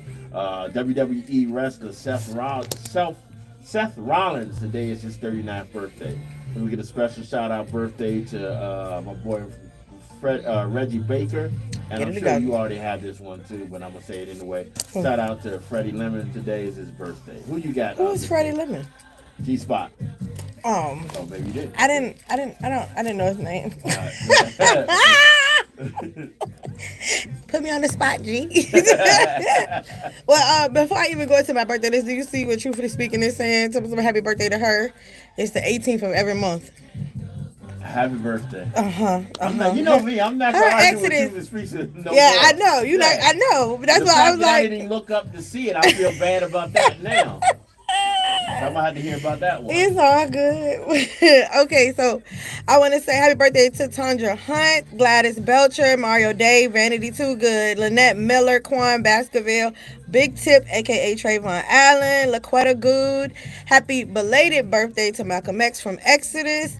Happy belated birthday to my niece who turned 17 on yesterday, Miss Alasia. Happy 17th to you, baby girl. And we did end up getting a graduate, so I want to say congratulations to Rain for graduating. Congratulations. Congratulations. You got anybody, Michael, his birthday you want to show a shout out? I just had a birthday Saturday. I was about to mention that, Michael. Yeah, I just had a birthday. You know, let me reverse those numbers. So I turned 35. You have a twin brother too, right? I do, yeah. So I guess you can shout out the brother. Yeah, shout out to my brother. And then definitely my father-in-law, he has a birthday tomorrow. So happy birthday to Dad. All right. Well, we're doing these birthdays. All right. I just want to say shout out to all the Geminis because it's That's our right. season, baby. That's right. And people been online really, really riding out us Geminis. Let us have our moments. Okay, stop hating. Officially, I can't say anything against Geminis, but Stop hating. I've never been like a Zodiac person. Zodiac person. I'm like you are. You cannot tell me your personality Hater. makes a difference because which day you and your mom and your daddy laid down with each other. I can't see how that makes a difference. It doesn't make a difference based on when your mom and daddy laid down with each other. It makes a difference on when you were born. Well, I mean, isn't that the same thing? No. If your mom and dad were laid down with each other the night before, you'd been born a different day. Not necessarily. Everybody ain't born when they supposed to be born. My son was a month and 4 days early. It had nothing to do with when I conceived.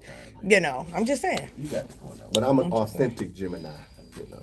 What is an authentic Gemini? Because I'm the sign of a twin and I have an You know what? twin. Let me, yeah, okay. There you go. Eat it out. Ladies and gentlemen, we got in the building RVA's own R&B sensation. R&B. I mean, you would consider R&B, right? Yeah. Because I was listening to some of your singing the other day, and you have like a real soulful type. Well, we'll talk about that later. Michael Harris, y'all. Ladies and gentlemen, Michael Harris. Yes. How y'all Singer, doing? Good to be songwriter, recording artist, owner and CEO. here. Yes. And the list goes on and on and on and on. Thank you for coming through, man. I Jack of all definitely do trades. appreciate it. Yes. Thank y'all for having me. Thank No you. problem, man. Tell us about yourself, man. What do our listeners need to know about Michael Harris? Basically, I'm an open book. Whenever my wife says I can't be. But I just enjoy doing what I do, singing, writing. I just started a business, Harmonic Entertainment, so I'm gonna see where that goes. I tell people I don't know what I'm doing, but I'm gonna do it. There you go. Because I just try to do what I feel I can do. After retiring from the military with 26 years. Hold on. Let me. I say round of applause. Yeah, I retired from the military in November of 2024, and I said, okay, what am I going to do? I don't know what I'm going to do, because a lot of people ask me, well, what are you going to do? I used to tell them I don't know. And then somebody used to say, God going to direct your path. You know, just sit back and listen to him, and he's going to let you know what you need to do. And a lot of people knew that I enjoyed singing all the way from basic training to now, because my drill sergeant used to have me go in front of the platoon and sing the national anthem every morning. So now, you know, I took it a step further, and I started doing karaoke. When I met my wife, I was doing karaoke. And so from that point, there was a time when I stopped singing, and she was like, something wrong with him. We got to get him singing again, you know. So she used to take me back to karaoke just to get me, because I think I stopped singing for a couple of years. What was the purpose of you stopping? I don't know. I guess mentally I was just going through a lot. Didn't feel like going nowhere. And I guess I was making her miserable. Because when I met her, I used to sing all the time. So she was like, we got to get him back singing. So that's what happened. And then she always said, well, you got to do something with this. You know, you do something. I said, I'm doing karaoke. and that was it, you know, but I knew what she meant.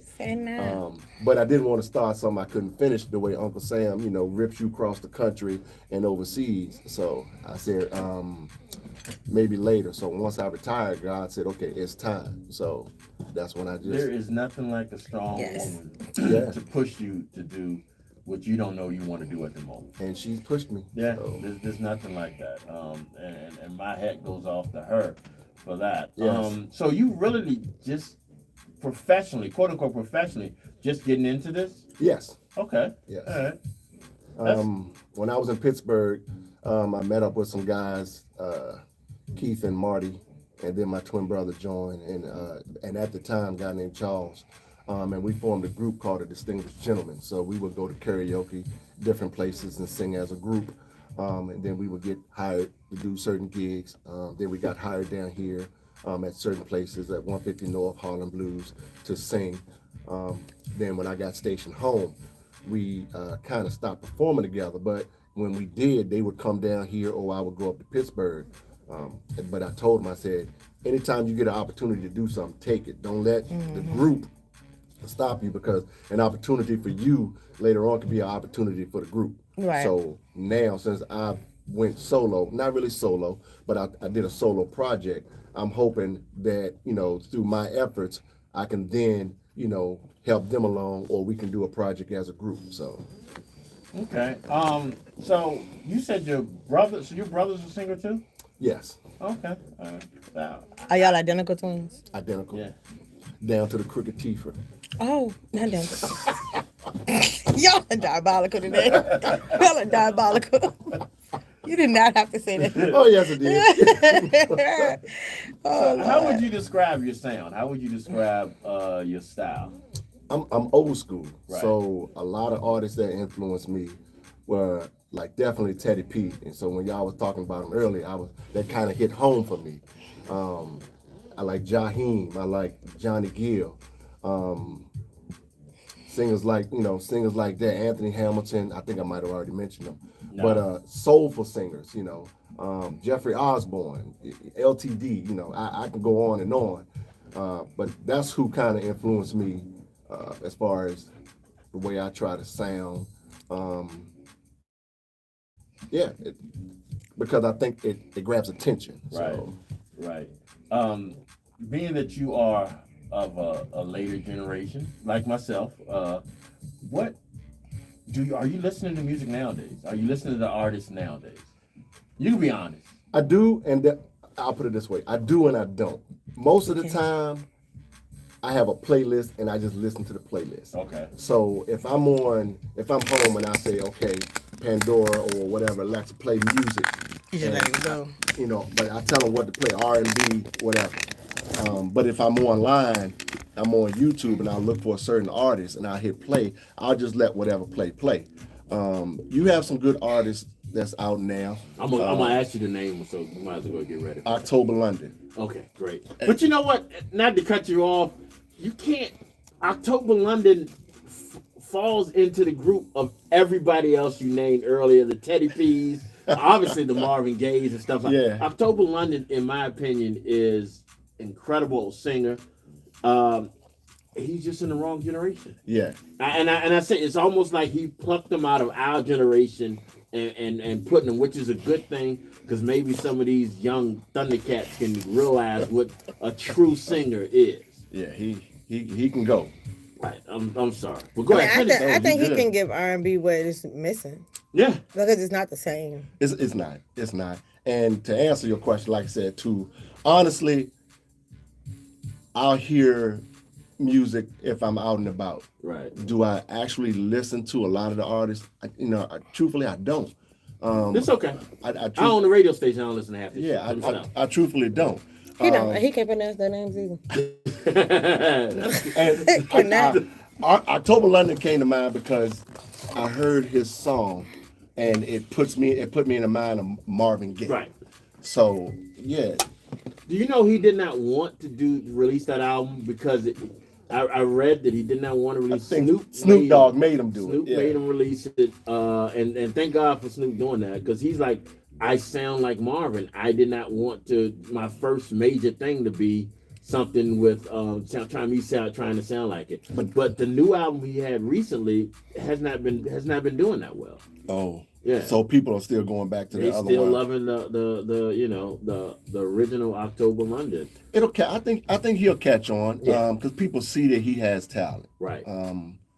And they're going to always have that curiosity as far as, okay, what is he doing now? What does he have out now? And they're going to listen to it. Okay. You were saying some of your artists that you that inspired you. Mm-hmm. I'm not saying you sound like it, but who do you think you kind of Not mimic the yeah. sound, but it's kind of molded. close? If you would compare yourself to an artist, someone that you grew up listening to or something like that, who would be the first person to come to mind?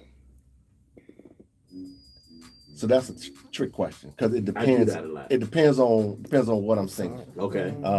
Because there are songs where I could sound like Teddy P. There are songs where I probably can sound like Jaheim. There are songs where I can probably sound like Jeffrey Osborne. So it just depends. So I would just, if I had to answer, I would say maybe a mixture of all of them. You know. You had said earlier that you're a writer. So do you write all your own music? I do. Okay. Now, as far as lyrics, yeah. Ask me to read music. Look, we be here all day. Understand We that. be here all day. And it's funny because night before last, I was up till 1 o'clock in the morning because I was listening to different beats and I caught a whiff of something. I'm like, oh, I need to write something down. I need to write to this. So I wrote 2 entire songs off of 2 different beats that I was listening to, which I'm gonna try to get into the studio and get them done. But one of them is called "I'm Still Here," and after I wrote that one, I almost started crying. It was that deep. And then another one is called "Smooth Stepping," so it's almost like a Chicago style Okay. type beat. You gonna do a dance to it too? Yeah, you can. Matter of fact, when I was writing it, my wife was making a line dance to it. Okay, there you go. So, and that song, and I'm gonna be honest with you, the R. Kelly Steppin' song gave me the inspiration for that one. There you go. So, He's still doing this. yeah. I was about to say, how do you, in light of him being in the situation he's in, are you one of the people who, because you know a lot of people feel like we can't listen to him no more because Look, of what he did. You know what I'm saying? Him and Diddy. if he guilty, he guilty. He gonna do that time. Right. There you go. But his music is his music. You Right. know. Yeah, you guilty. You going to jail. If you get the death penalty. You get what you deserve. Right. But his music is Oh, still. They ain't gonna kill him for pissing on somebody. No, I'm just saying, you know, He's just saying if that's his punishment. if that's his then punishment, Yeah. you know, maybe okay, that might be extreme, but he did the crime. You got to do the time. but it doesn't Ain't no change- excuse. It Yeah, doesn't change how his music made us feel. that's Right. no exactly. So, but his music, You can't erase can the I- history. Yeah, Yeah. can I listen to it? Yeah, you know, I can. He was one of the, if not the greatest writer, singer, you know, king of R&B. Definitely, that's him. So, as a writer yourself, do you find that you pull inspiration for your songs from your personal life, personal experiences, or you just it's all a fantasy to you? So most of it is personal experiences. Most of it maybe not come from me, but things that I know people have been through. And then some of it's fantasy. So like one of the songs, Friend Zone. Everybody's been put in the friend zone. You know, you feeling somebody, you like them, you know, you spend your time with them, you try to talk to them and all that, but then later on, they just put you in the friend zone. So I try to write about things that a lot of people have been through. And when I write, I try to write something for everybody can enjoy. Like you can play it at a cookout, you know, adults, kids, everybody can listen to it. I never put any vulgar language. I never put any curse words in there in any of my songs. That's just because I feel like I want to, like, who was we talking about? October London. I want to try to bring good music back, Right. you know, something for everybody. Versatility. Yeah, exactly. All right. Well, since you brought it up, let's hit y'all with this Michael Harris track, Friend Zone. This is the all new Afternoon Dryve, y'all. Let's see how this goes. Can you believe what she done did to me? All the times that I've been messing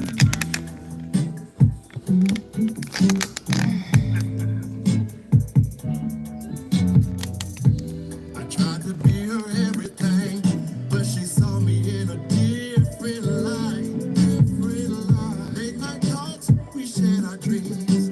I thought I'd hold her close tonight, but every time I got too near, she pulled away and make it clear. I'm just the guy who's always there, but never. Exodus said you sound like you can sing. Huh? Your voice sound like you can sing. Your talking voice sound like you can sing. I gave her all my time, but she drew the line. I guess I'm just blind. Ooh, she put me in the friend zone. There was nothing I could do, and now I'm all alone. Whoa, whoa, stuck me where I don't wanna be. Just another friend, but not the one she needs. I saw the sign, but closed my eyes. Thought maybe that I could change her mind, but now I see it's just a dream, just a dream. She never felt the same for me, never felt the same. I watched her fall for someone new, and I'm the one she's crying to, crying to. I smile and act like it's all fine, but it's really not. But deep inside, I'm losing time. I gave her all my heart. I gave her all my heart. I gave her all my time. I gave her all my time. But she drew the line. She drew the line. I guess I'm just blind. Ooh, she put me in the friend zone. There was nothing I could do, and now I'm all alone. Whoa, whoa, stuck me where I don't wanna be. Just another friend, but not the one she needs. I wish that I could walk away, but every time I chose to stay, I guess I'd rather be her than to lose her in the end. I gave her all my heart. I gave her all my heart. I gave her all my time. I gave her all my time. But she drew the line. I guess I'm just blind. Ooh, she put me in the friend zone. There was nothing I could do, and now I'm all alone. Whoa, whoa, stuck me where I don't wanna be. Just another friend, but not the one she needs. She put me in the friend zone, and now I'm here, just all alone.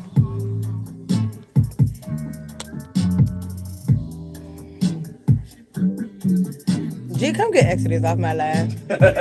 This fool. She said she feel this song in her soul. Hold on. All right, y'all. I'm back. First thing first, I feel you when you say you don't want to put any vulgar language or cursing in your music. I understand that. I feel you.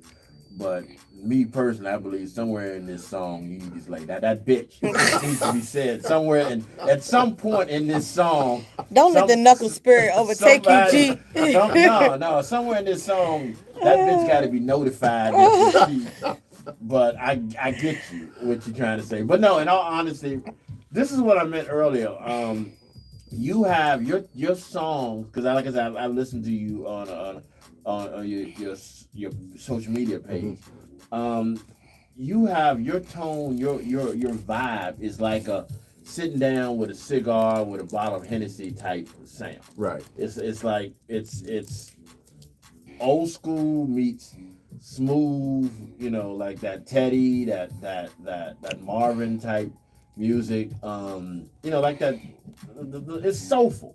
Like if I was to describe anything, it would be soulful. I agree because I asked you to be got exactly. It was soulful. Is that like you feel like that's your will? That's what you do? Yeah. I like to be laid back. There are a few songs that I can sing that's up tempo, but I'm laid back. I think most of the album is kind of laid back, not really stressing, not really going above the top, trying to hit different notes or whatever, but it's just real smooth and laid back. Not slapping a bit. I'm sorry. Okay, all right. Yeah, definitely not sloppy. She needs some slapping. What was the comment you said that? This child, she said that she could feel it. She felt it in her core, right? But now she said she got mad. When she listened to the song, she got mad because she got friend zone. She said, she said, I gave her all I had at the time. I'm fitting to slide down the wall. Somebody give me a hug, Lord. I'm going to get a bottle of Crown and a box of chicken. Don't try to stop me. And then Mr. Tink gonna come in and say, I know, I had to light a cigarette on that one. But you know what, and that's what we're missing in R&B music, man, these days. A lot of these artists are, they're falling more into, and I'm not saying anything's wrong with that, right? But they're falling more into the gangster rap, the hip hop version of R&B, and they're forgetting the LTDs. They're forgetting they're forgetting the love part of love music. Yeah, even though that wasn't really that love, but I wanted to write about the courtship process, meeting, going for walks, talking, stuff like going to the park. So a lot of songs nowadays they go straight to the bed. Right. How you doing? And then bumping and grinding. Yeah, they bumping and grinding. 3 words later, I wanted to skip all that. Yeah. So because I mean sometimes you short for time though. So really. Call me old fashioned, but I still believe that dating is a process. Yeah, but sometimes you got shit to do. So I feel you. Sometimes you got that's what's wrong. Everything's supposed to be microwave on a timer. You know what I'm saying? This generation, they ready now. Put it in the microwave and heat it up 1 minute. You're done. Kathy said because they can't deal with their feelings. I mean, you know what? That is true. I think a lot of because they weren't given an opportunity to deal with their feelings. Yeah. I think a lot of the younger generation, and I'm not downing y'all, but younger generation, because everything nowadays is so quick, so fast, that they don't realize there is, like you said, courting a couple seconds ago, and I'm sure half our listeners don't know what that means. That's why I changed it. They think in court. They think, she gotta go to court. They gotta, that's what they're thinking. But back in the day, people used to court. People used to. Wait a minute, hold on. I'm sorry. You know what court means? Yes. Okay. Back in the day, you are close to that other generation. Back in the day, people used to court. They used to ask. Now you throw slugs at me now. Come on now. No, that was a good thing. I mean, they asked. They back in the day, you would ask a young lady out. You would try to impress her. Before you try to get the drugs. I mean, but look, sometimes you had to ask their parents, and sometimes the parents say yeah, and then they don't end up not liking you later on. But that's and then when they say no, you do it anyway. This is not a confessional. No, it started to be. I saw it. Kathy said that you being a bad influence. Who? You are being a bad influence. Yes, she said you need some daughters. You being a bad influence. Nah, I don't need no daughters. And I think that's why I'm the way I am, because I have 4 daughters. Okay. Yeah. Mr. Tink said we're tired of being friend zoned. That's why she got to do something. Well, look, And then he said he courts me all the time. And that's beautiful. Exodus said there ain't nothing wrong with falling in love at first sight. I've done that too. Can I get a dinner first? Is somebody else? I ain't even mad at that. Like growing up, especially here in you know my generation, like I'm a '70s baby, so growing up, like when I dated, but you know I didn't have money like that, so we dated it. Like I remember one of my major dating spots, and I'm gonna ask y'all this too. Now that I think about it. One of my major dating spots when I was a young teenager in love is we used to stay at Pizza Hut. This is when Pizza Hut had an inside dining. And you would stay, had the checkerboard tablecloths, and they also had like a big Pac-Man machine, a sit-down Pac-Man machine or something. And you would sit there and you would order your pizza, and you would stare at each other's face for hours eating off of pizza. And that was dating back then. Yeah. Do you remember your first date? I'm asking you. I don't. Okay. Oddly enough, I don't. All right, well, let me do this. I'm going to help you not get in trouble. Do you remember your first date with your wife? You better answer this. My wife will tell you that we never dated. What? Yeah. She'll say we never dated. Why she say that? I don't know. She would say we never she'll say we never dated because when I met my wife, I worked at the mall. Okay. I worked at Cloverleaf Mall. And they were back in the day. Yeah, this was back in the day. Back in the day. Yeah. See, jab. Yeah, it was. Yeah, it was. So Cloverleaf Mall used to be the mall. It used to be the mall. Yeah. So she walked in with her sister because they were buying her sister's boyfriend some jeans, and I was like, look at that. So I started talking to her, and we carried on the conversation, and she told me, excuse my French, she told me I was full of shit. So. I don't see the French in that. Yeah. So, because she, at the time, she was studying handwriting and stuff like that, and she said the way I wrote some of my words, I was full of BS. Well, first of all, she said your first date was after y'all got married. I'm looking, she made a comment up there. Oh, did I'm she? assuming this is Jamel. Jamal, yeah. Okay, yeah. Y'all first date was after y'all got married. After we got married. But I got to finish telling the story since she's on. She, so she would tell me that I'm full of crap. Yeah, you gotta go home. I know. I look. Okay. Yeah, 5 bedrooms, I'm good. Oh, okay. All right. So you can pick another one. So you said I wrote my so I wrote my signature and put my phone number on it, and then I said, "Here, analyze that." That was kind of smooth. Yeah, it was. That was kind of smooth. I gave you credit for that. And she was like, "Okay, all right," But yeah. Obviously, it worked.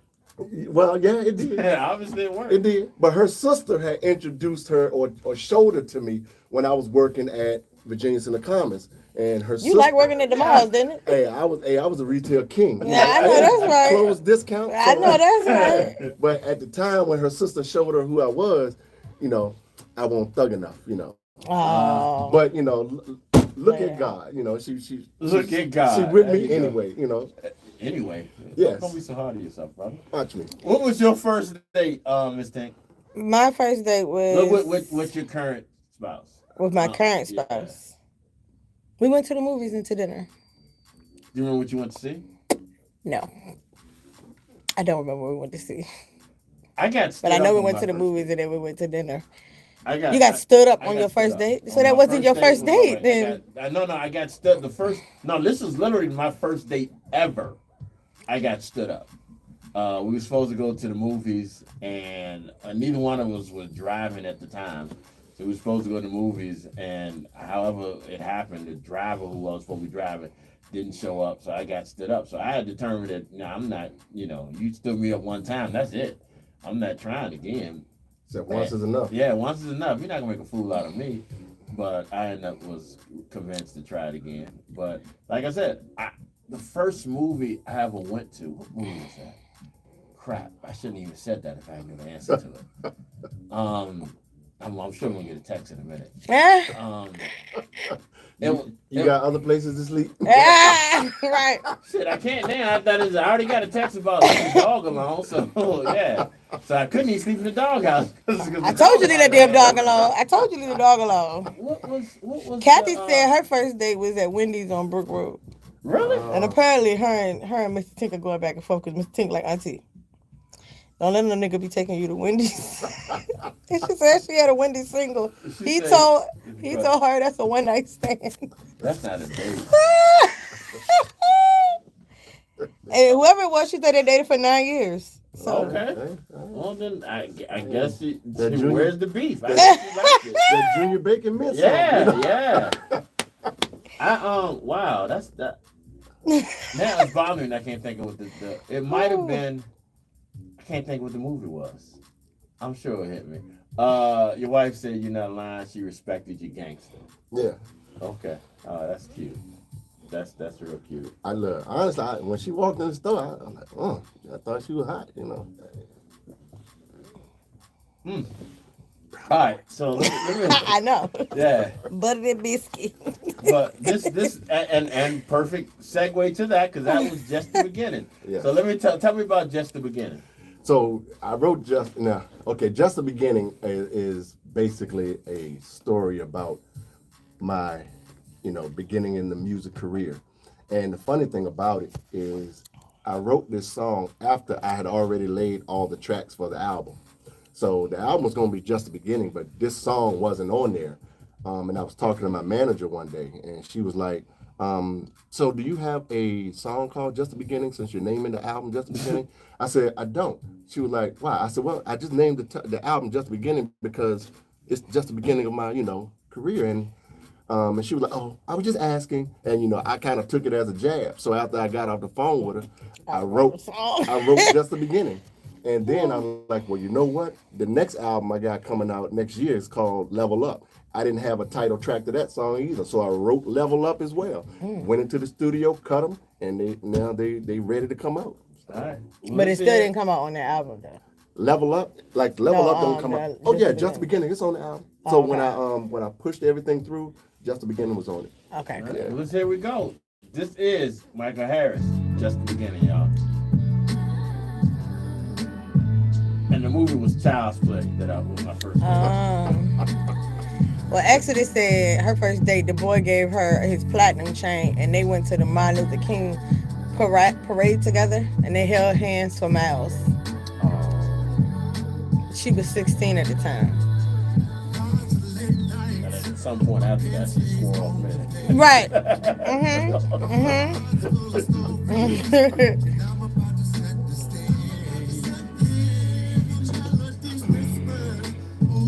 I'm surprised my wife was on. I sent her the link, but she got to get ready to go teach line dancing at Harlem Blues. Oh, okay. That's what's up. Every second and fourth Wednesday. And I would be there, but as soon as I leave here, I got to go to House of Soul. Yeah, I saw that. Because I got to sing at House of Soul tonight. Okay, booked and busy. That's what I wanted. I enjoy this, So, but the busier I can stay, the better. True indeed. So what we're gonna do is we're gonna go to another segment we do. Talk about that for a minute, and then we'll come back and get you to perform right today. Is that cool? Yeah.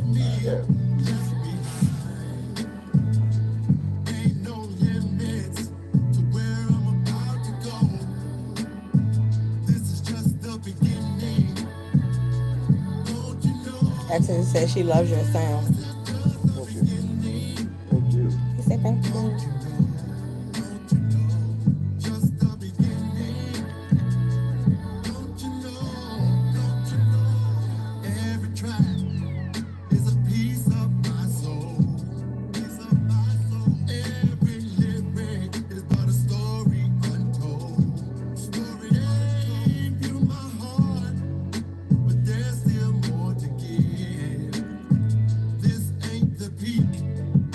Because I'm just starting to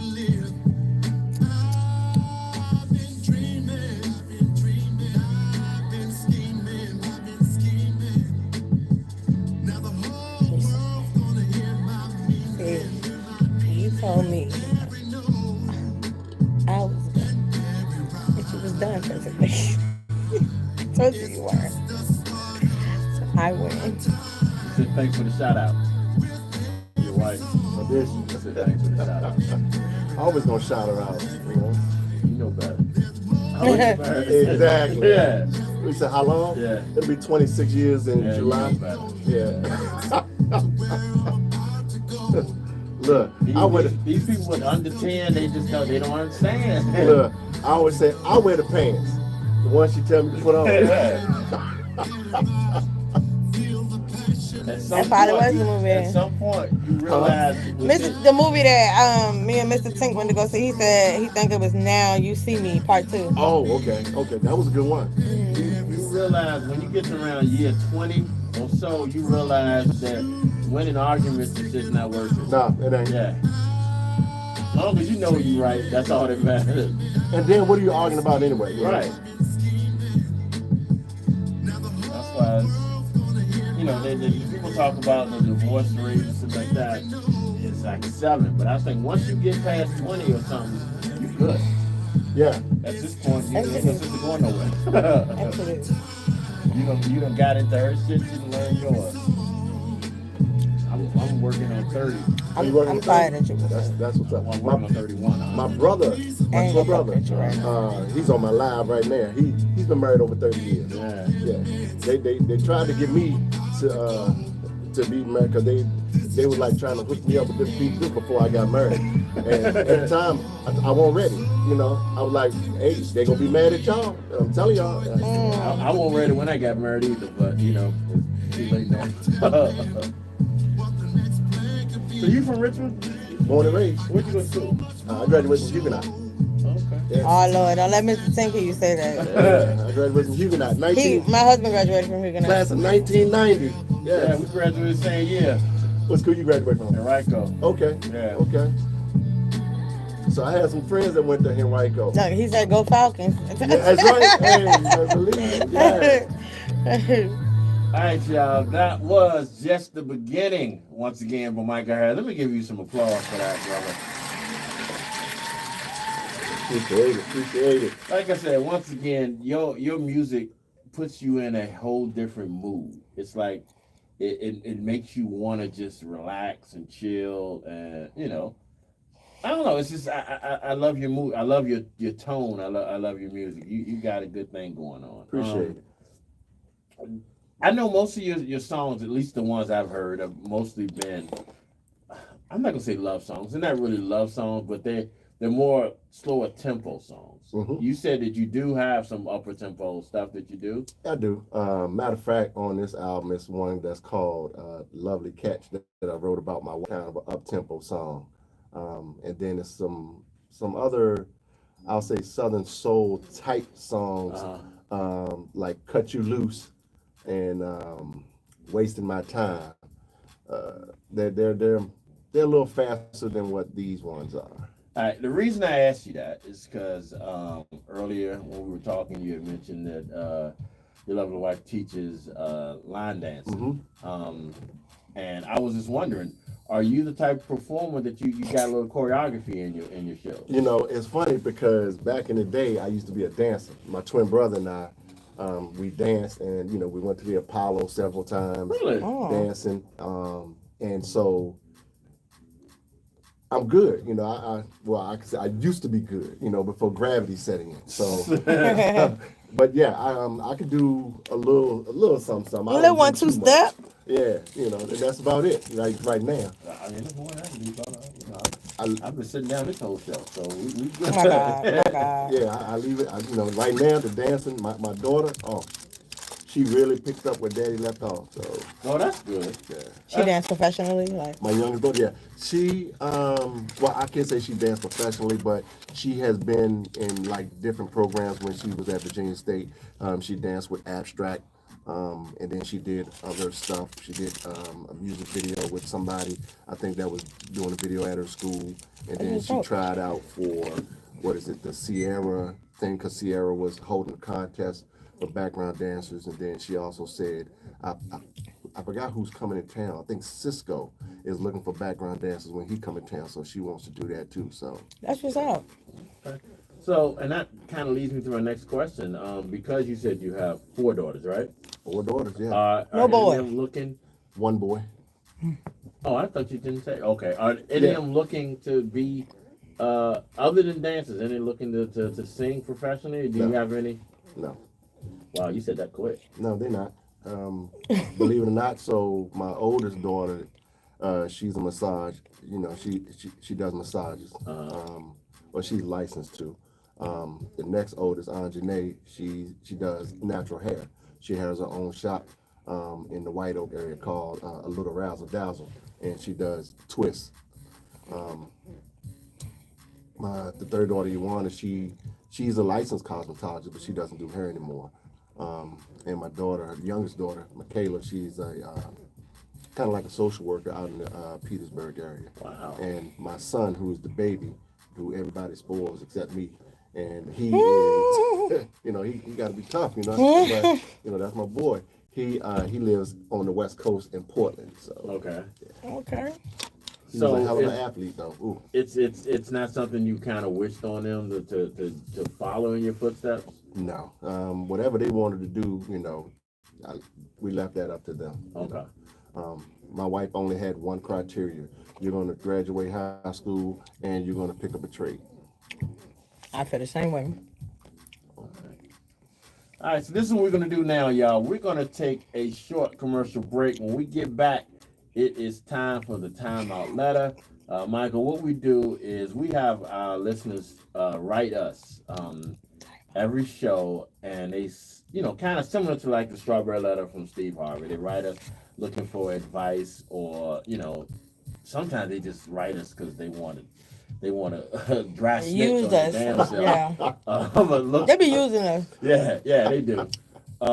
And we like to give them, you know, some advice. We also like to get our guests involved when we have guests. Uh-oh, okay. So, yeah, so I don't think they're coming after you, but just in case, you know. We're going to take this quick, short commercial break, and we'll be right back with the timeout letter. Looking to capture your best moments? Way to change the subject. At Huh? Hops Hey, Keith, I 21 did. Studio, located at 10,934 Hull Street Road, we've got over 15 brother years of done clowned me. experience bringing out the very They best. like, hey, Whether tell them it's how for you a like special to event, sing a love family songs, portrait, up tempo. or that And then my perfect brother said, modeling no, tell them how you like to tell submission. jokes all the Our time. sessions are comfortable, fun, and priced Well, you're in the right just spot for right. that because they own them jokes Because today. great Oh, yeah. photography shouldn't break the bank. Plus, see. with fast turnarounds and online cloud proofs, Okay, you Tanya, can yeah, take I'll your see you time later. picking your favorites. No rush, no stress.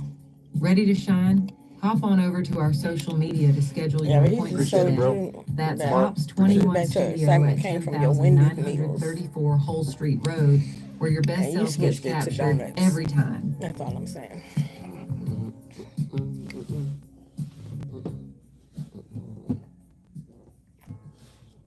At Social Flair Event Studio, we don't just host events, we create unforgettable experiences.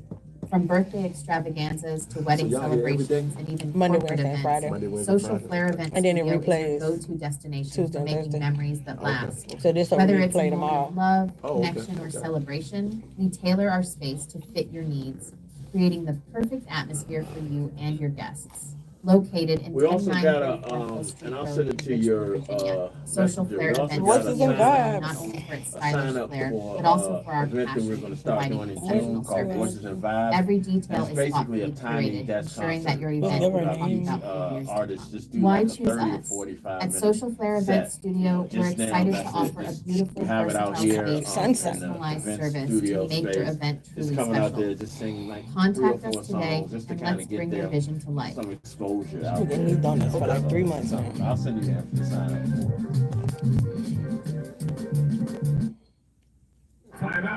Ali, what's going on, Ali? Time out. What's up, nephew? Time out. All right, y'all know what that buzzer means. It is time for the Time out letter. letter. Yeah. It's It's right. Buckle up and hold on tight. This, like I said, we get interesting letters, brother. We get interesting letters. All right. You didn't read this one there either, did you? Mm-mm. Yeah, you stop reading them now. You just put I the just thing. make sure other people see them. All right. So here we go, y'all. This is The timeout letter for today. Well, technically, this is a timeout letter for Monday, but I didn't get a chance to use it because we didn't do a live show Monday. All right. Dear Drive Crew, I'm writing to you all because I need some real talk to figure this out. My name is quote unquote Tasha. I'm assuming that's not a real name. Yeah. I'm 32 and I'm co-parenting with my 8-year-old son Jaden with his father Marcus, who is 34. We split up 3 years ago, and for the most part, we've made co-parenting work. But now Marcus has a new girlfriend, Keisha, who's all up in the mix and is turning everything upside down. Here's the problem. Marcus and I have totally different parenting styles, and Keisha's involvement is making it worse. I am the structured mom. Jaden has a bedtime of 8:30. He eats a balanced meal, and I limit his screen time to an hour a day because I want him focused on school and sports. I'm raising him to be disciplined, respectful, and ready for the real world. Marcus, on the other hand, is the quote-unquote fun dad. He lets Jaden stay up late, eat junk food, and play video games for hours when he's at his house. He says I'm too strict and Jaden needs to, quote, be a kid. I get it, but there is no balance. Jaden comes back to me all hyped up, talking back and forgetting his manners. Now enter Keisha, Marcus' girlfriend of 9 months, who's living with him and acting like Jaden's stepmom. She's 28, no kids of her own, and she's doubling down on Marcus's lax style. She buys Jaden expensive sneakers and let him watch R-rated movies, saying it's quote-unquote bonding. Last week, Jaden told me Keisha said, your mom rules are too much, you can chill with us. I was livid. I called Marcus, and he brushed it off, saying Keisha's just trying to connect with Jaden, and I should loosen up. Loosen up, I'm not about to let some new girlfriend undermine how I raised my son. The breaking point was last weekend. Jaden had a soccer game, and I overheard Marcus and Keisha telling him that he didn't need to practice so hard because it's just a game. I've been teaching Jaden to give 100% in everything he does, and now they're confusing him. He's starting to act out at school, and his teacher says he's been distracted. I'm worried this class is messing with Jaden's head. I want us to be on the same page when Marcus and Keisha act like I'm the bad guy. Should I confront Keisha directly? Should I drag Marcus into mediation, or am I overacting and need to let this go? Drive Crew, please help me out. Help me sort this out before I lose my cool completely. Signed, Stressed Out Mom. I got a couple of different ways to skin this cat. As a person without a kid, I'm going to kind of step away for the most part with this because I don't know how this dynamic works. I could tell you from experience, because my son is 17 now, that the stepmom, girlfriend, whatever she is, has nothing to do with y'all co-parenting. Nothing whatsoever. So he's wrong for allowing her to overstep into that bound as far as like disrespecting the rules, but she's abiding by his rules. You mean Marcus's? Yes. Okay. And legally, it's nothing you can do about him letting him stay up late, watch video games and movies and all that stuff. It's nothing you're going to be able to do about it because the courts is not going to, even if you take him to mediation. He can say whatever he want to say in mediation, but if he's allowing him to do that, that's what he want to allow him to do. It's nothing against the law. He's not causing no harm to him or anything like that. They're not going to do anything about it. You stressing yourself over stuff that I feel like with co-parenting, the focus is the child, granted, and you shouldn't put stress on that situation if it ain't going to change. Pick your battles. That's the best advice I can give you. Pick your battles. And I've had to do it plenty of times. And now we get along great, and we're on the same page. But we learned when our son was 5 that we had to be on the same page for his sake. It don't sound like Marcus is there. Let me ask you a question, and this is from your experience, or maybe not from your experience, but as a mother. Do you think her problem is more with Keisha having some sort of dominion over her son? Mm-hmm. I think when Keisha got in the mix, she got real salty. Okay. And that just shows that she got some more feelings that she ain't over yet. For Marcus. Okay. To me, that's what that's giving. Because who he dating, why it bother you that bad? And she buy expensive stuff. Like, why was that needed to say that? Like, if she buy your shoe, stepmama who? Yeah, go ahead. You want to buy him some Jordans? especially in 2025. You want to buy some Jordans? Yeah. My son Jordans is $400. Go ahead, go get him a pair of Jordans. I don't have no problem with it. And I can say honestly, I dealt with this situation recently because me and my son's father, we've been co-parenting just fine. And he was dating somebody, and she decided she wanted to help, and she was messing up our schedule. And I told him, I said, look, we don't have these problems. Everything is smooth sailing. Holidays, birthdays, everything is just smooth sailing. Do not let her come in and cause that problem. And we have a system where it's like, so if my son want to do something and it's a chance that one of us is gonna say no, we both send him to the other parent, automatically. Like, well, hold up, go talk to your daddy, and I'll be like, hold up. He'll be like, hold up, go talk to your mama. And when in all actuality, we're waiting to have a conversation with each other before we give him an answer. So- You know what I'm saying? But his girlfriend would step in and be like, oh, like for instance, she told our son that he could get 2 tattoos at the age of 16. My son's father didn't even agree with a tattoo in the first place. So how did you get to 2? So when my son's father heard about this, he was like, wait a minute, no. I was like, that's what I thought. But where'd she get that from? And she can't do that. And when my daughter was younger, she wanted a tattoo. And I said, absolutely not. And she went and asked the mama. And the mama said, well, what did your father say? Absolutely not. So I said, well, when you get 18, you can get all the tattoos you want. And when she turned 18, she went tattoo crazy. So the thing about parenting, you got to be on the same page, just like you said, because a lot of times when you're not on the same page, the kids will play you against each other, and that creates bigger problems. And then so with Keisha or the stepmom, you got to ask yourself, does she have kids? If she doesn't, then she doesn't quite understand what parenting is. So let us Sometimes state that Keisha didn't have any kids. yeah. So right now, she's not carrying any kind of burden, because that's on Marcus and the mother. Shout out to you from, I was going to say, shout out to you from remembering the name. Marcus and Tasha. Tasha, yeah. So that's on Marcus and Tasha. Shout out to And- Exodus because she gave me the nameplate. Yeah, thank you. Yeah. So I'll say, so in that aspect, Keisha, you got to know when to fall back. So the situations are different now. So it's a slippery slope when it comes to co-parent because being when I came in, I had 3 stepdaughters, but I've raised them since they're young, so I never included the word step. They were my daughters because I raised them. And any kind of relationship that they had with their fathers was between the child and their fathers. I never stepped into it. However, if you're under my roof, you're going to give me that respect. And, I'm never the type that's going to, say, nah, you can't see your dad, whatever the case may be. That's your father. I'm never going to do that because I wouldn't want that done. I wouldn't want that done to me. Right. And that's.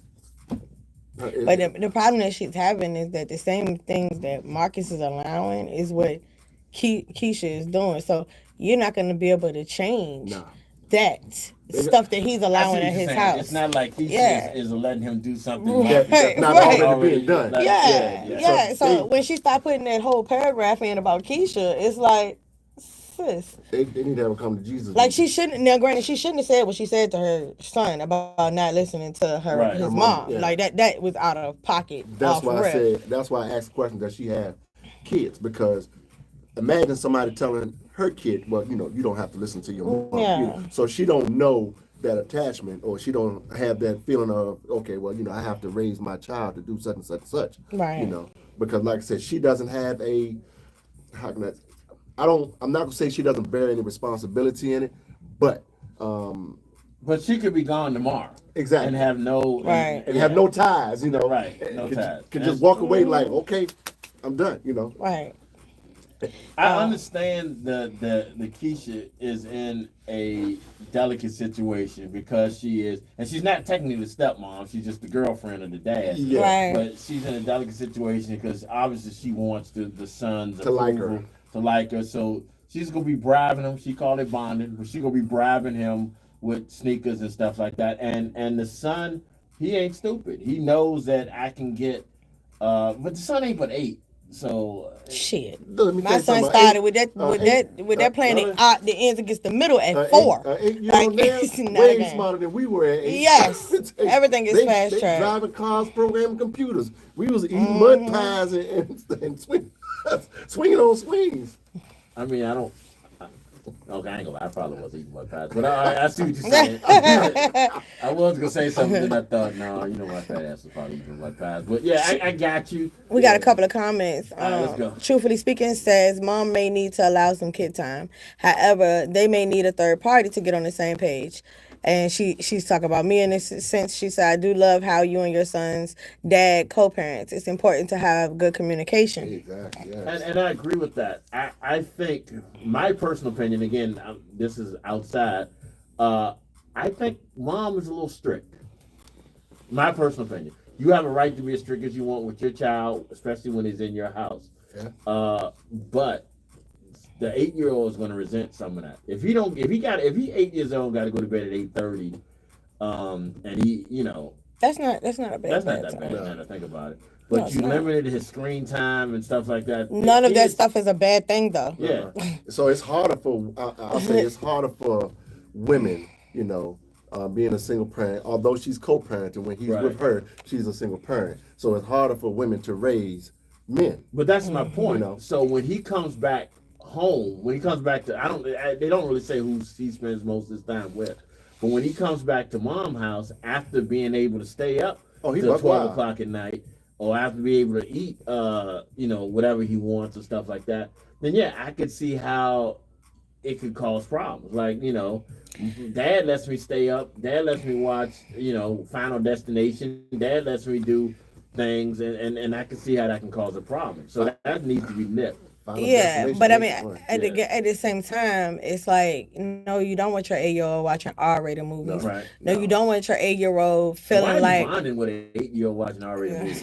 Because people ignorant. People ignorant that don't got kids. I'm telling you. 13. And barely that, because some of that is just off the chain. You know what I'm saying? But video games, watching the rating on the video games and what's going on when he online, and screen time does affect kids. Yeah. You know what I'm saying? So first of all, with school, they're definitely on screens all day, and then you turning them around and he getting home and then he back on screens all day. What else is he doing to better his mind state? Well, it seems like the teacher says he's being distracted. He's starting to act out at school. That could not. That I don't think that could be because of the divide in the parenting. I don't think that's anything to do with what Keisha's doing. I don't think it got nothing to do with Keisha. His daddy was already on that. So if Keisha wants to buy him shoes, that's fine. But Yeah. don't buy him shoes just because, you know. Just so try to get the like. Yeah. I would. Yeah. And this is my standpoint. So you do good in school, you know, and you bring home wonderful grades, whatever. Every time, you know, report cards come home and you got good marks, okay, reward you. You know, your grades start to fall.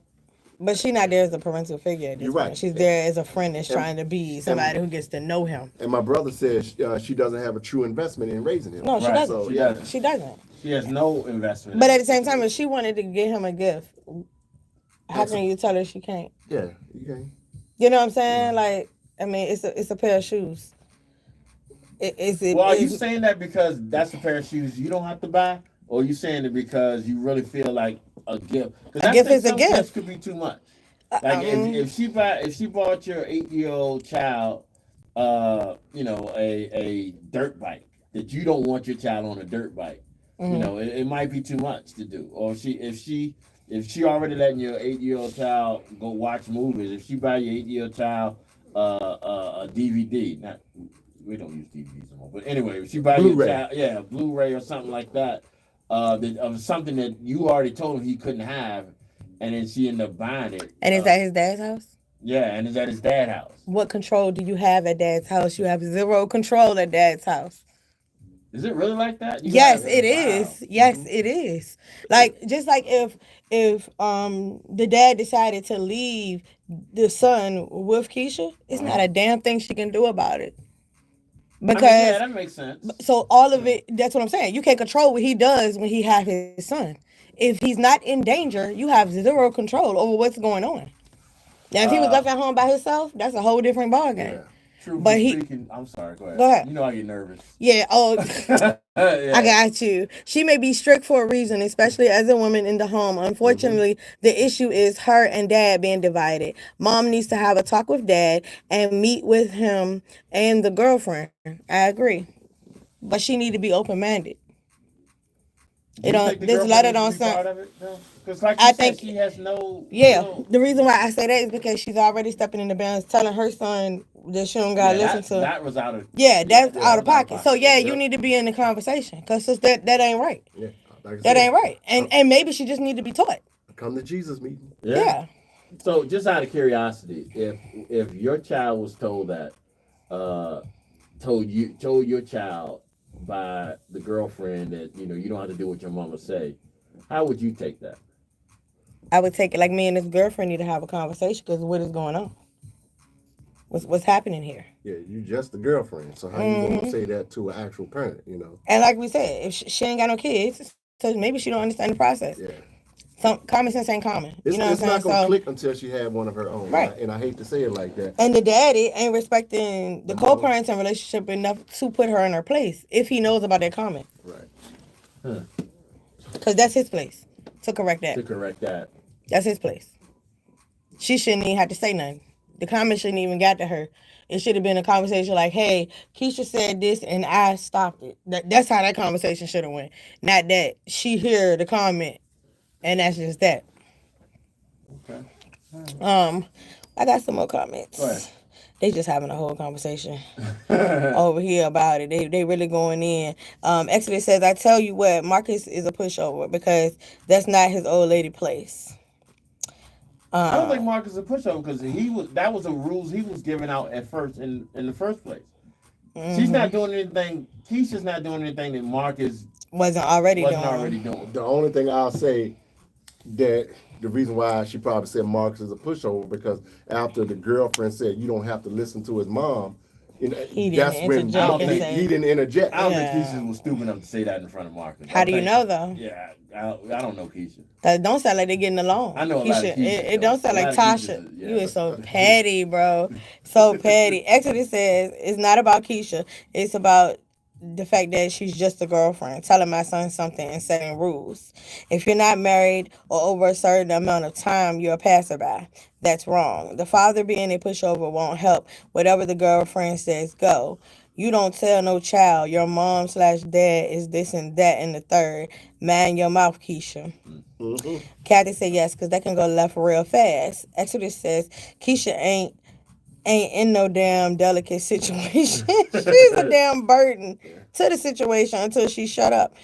Churn needs structure. And it says exactly, Keisha, go touch grass with the little dude. Like go outside and play with him. You know what I'm saying? Kathy says she's trying to buy the kid. I think that's what the case is. Ask Keisha, do she want to catch these hands? Oh Lord. Oh Lord. Well, first of all, who was that that's gonna catch? Because I used to think it was straight up. It was Exodus. It is Exodus. It was Kathy. Yeah, because then Kathy said we riding. Yeah, and then Exodus said he a marshmallow, charming, soft ass dude. Truthfully speaking, says yes. She can't control what he does at the father's house. The girlfriend may not know how mom feels. Woman up and have a calm conversation. If you do all that and no recourse, then go to court. Yes, but man your mouth. But Truthfully speaking, gotta look extra too. Yeah, I saw that. But based on what you're saying, going to court's not gonna make a difference, right? Not unless the dad is willing to understand the mom's viewpoint, and they meet in the middle. But legally, no one's doing anything wrong. No. Right? Okay. And like I'm gonna tell you, like with like I just said, my son when he turned 16, I agree with him getting a tattoo. His dad didn't agree with him getting a tattoo, right? So what we do in those situations is we talk about it. It's like a little mini court case between just us two. Yeah. I'm gonna hear your side, you're gonna hear my side, and we come to a common ground. Like we end up saying, okay, he can get one at 16. And then we got to approve of what he gets, you know what I'm saying, and where he's putting it and all that, you know what I'm Y'all saying? still have to sign off on him getting it. Right. So, He's not getting tatted on his shoulder. No. No. His tattoo had to have meaning. It had to be something, you know. Positive, you know, and that's what our rule was. And that's the same thing. Like if I be like, oh, well, he can't go to this side of town, his dad gonna be like, oh, well, your mom said you couldn't go over there, so no. Yeah. You know, but that's just the way, you know what I'm saying, it works with us. It prevents y'all from being played against each other. Yeah. So. Yeah, and we learned that because if he on punishment in my house, he on punishment at his daddy house. So he can't go over there and have total freedom. So that Ain't no is- staying up late eating junk food and playing video games. No, sir. Gotta get some act right. Like I said, because I'm not in that situation, and then I grew up in a home like that, where my father lived in another state. So, when I did go stay with him, and if he had a girlfriend at the time, it was like for like weeks on end or something like that.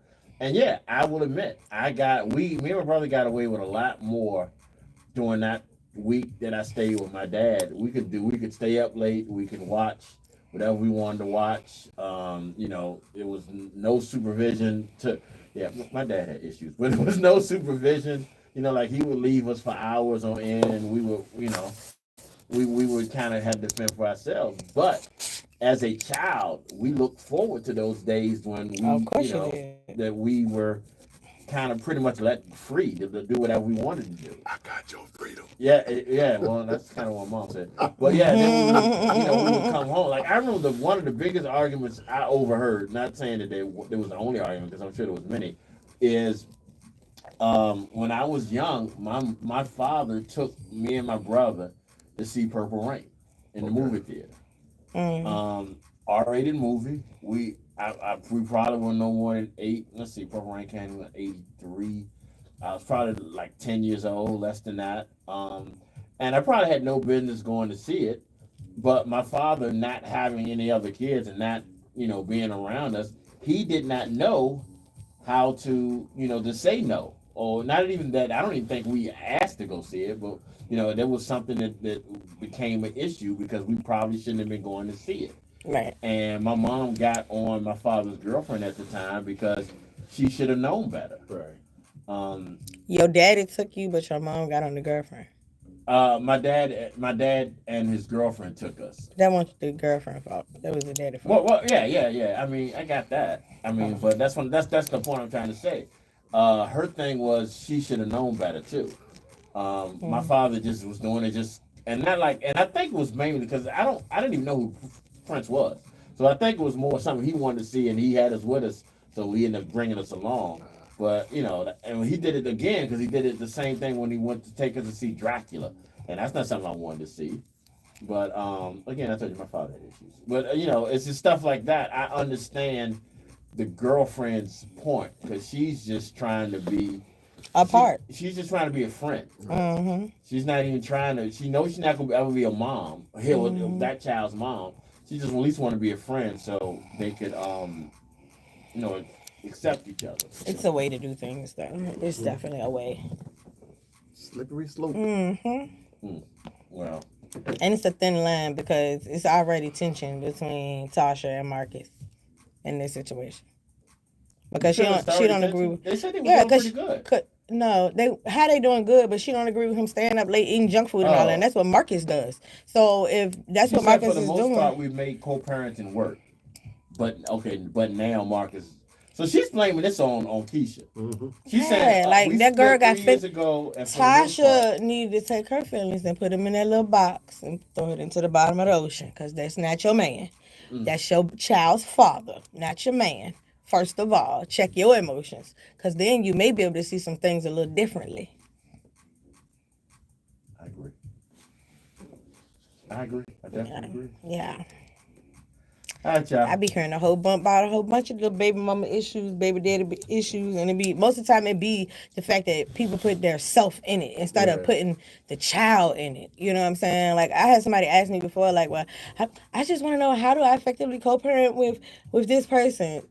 You don't co-parent about you. Anything that went on in y'all relationship, he don't gotta apologize. You don't gotta apologize. You can't go back and recap. Ain't no point in reading the chapter again. Just move forward and focus on the child. Because if both of y'all focus on the child, you 100% on the child, he 100% on the child. That child is gonna be blessed and highly favored and rolling in riches in life. There was one time I was in a co-parenting situation, but like I'm still married, but I was stationed in Pittsburgh and my wife was here. So my daughter got suspended from school from fighting, and she was like, "Okay, you're going to be with your father." The youngest daughter, because they were still in high school. The older ones were out of school, and so my wife put her on a train. Told me when she was coming, and I met her at the train station in Pittsburgh, and she stayed with me for a couple of weeks in Pittsburgh.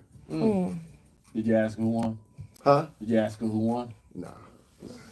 That's why I Because can't be no child. she was fighting the dude because the dude really? broke her cell phone. She said, I won't have it. And so my daughter has a mean streak like I got. So That's a reasonable reason. Yeah, your wife did say you was hitting the starters on your drill sergeant. Yeah, y'all talking about me. She getting on him deep in the comments. What'd she say? Your wife said something about you gonna turn on your drill sergeant. She said that. Yeah, she said that a while I ago. just didn't want to mention it because I don't know how y'all relationship. I turn on my drill sergeant. Oh, we cool. Look, she talked trash about me all the time. I'm good with it, you know. All right, let me hit this one. She was speaking. I about to say that. Yeah, she said something. I told you. Yeah, I know. I Everyone doesn't know better. Sometimes kids are raised by folks who are dealing with their own stuff. Yeah. Maybe ask dad why he does what he does now with the shift. Why the shift? Oh, why the shift? Yeah, she may feel salty because he moved. Because he moved on. Yeah. As a mom who had to deal with dads, sometimes co-parenting was great, other times not. I stayed consistent, and my kids knew my expectations. So mom stayed consistent. Yeah. I totally agree with that. So when I met my wife, and like I said, she had, already had 3 kids, they already had a routine, So I came in and let them do their thing. But so when it came time to fuss, I would be the one fussing, and I'm like, why you, she was like, well, you got it, But I'm like, I don't always want to be the bad guy, Sometimes. But she letting you establish your level of respect with the kids. Yeah, that's true. But I don't always want to be the bad guy. Understandable. You got to be the bad woman sometime. Let me be the good guy. Let's trade off. Again, I don't. And with me and my husband, it's the opposite. I'm the one that's fussed, and he be like, or either when he want to fuss, then he come get me so I can do it. No. Yeah. I started telling him, no, that ain't gonna work. But I always felt like, I had to kind of walk around on eggshells, only because, when you're dealing with, somebody else's kids, then you're also dealing with girls, and I'm an outside man. You have seen some of the accusations, right? Yeah. And I always wanted to put myself in a position to where I'm safe, the kids safe, because believe me, raising them girls, I was crazy about them, Yeah. I would fight for them, Right. And so, which is why I get so upset when I hear about people molesting kids and stuff like that, because I know what I was going to put myself through for these kids, right. Hey, yeah, so. All right, y'all. Mr. Tink got a comment. Oh, what do you say? So parenting is about balance. That's why the home is designed to have mother and father. We parent differently. As a father, the best she could do is voice her concerns to dad and hope she chose correctly. People have to understand you have kids with someone and you are forever attached to that person. Forever. Forever, ever? Forever, ever? All right, y'all. Thank you again for sending the letter. I hope that we kind of gave you some insight on how you should handle this. As we always say, send in your timeout letter to social media. You can send it to our website, www.thetimeradio.com, in the timeout letter section. The letters are anonymous. You can choose to put your name in if you want, or like Keisha and them just did, put some fake ass names in it. Shout out to Tyler Perry, because it was all of his names in the movie. That was from. I didn't even catch up to that. Okay. All right. Marcus. Yup. And Keisha was the baby mama. Tasha was the wife. If you have a letter you want us to talk, or any type of situation you want the Drive crew to talk it through, just call send it to us, and we will definitely get it. All right, y'all. So we are sitting here with Michael Harris. He is going to bless us with a live performance of his track "Brighter Day." Right? Yeah, that's what he said. Brighter Day. All right.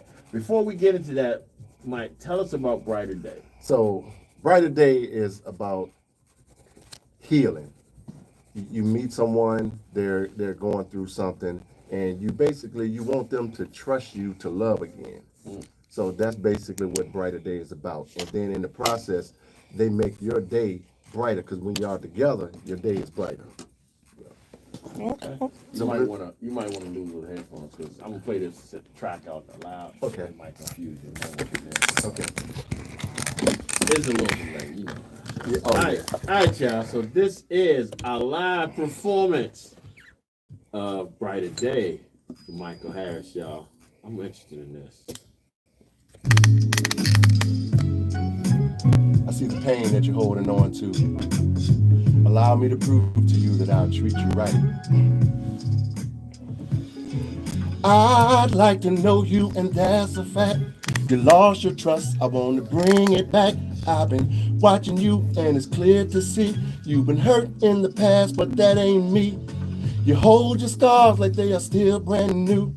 Let me show you what love can really do. I see the pain you're holding on too tight, but I'm here to prove that I'll treat you right. I can see the doubt that you're trying to hide, but I'll stand by your side through every tide. Don't run from love and don't run from me. I take my time cause I know that we are meant to be. I'm not here to take from you what you cannot give. I want to show you how real love can live. I want to rewrite your story, erase your past.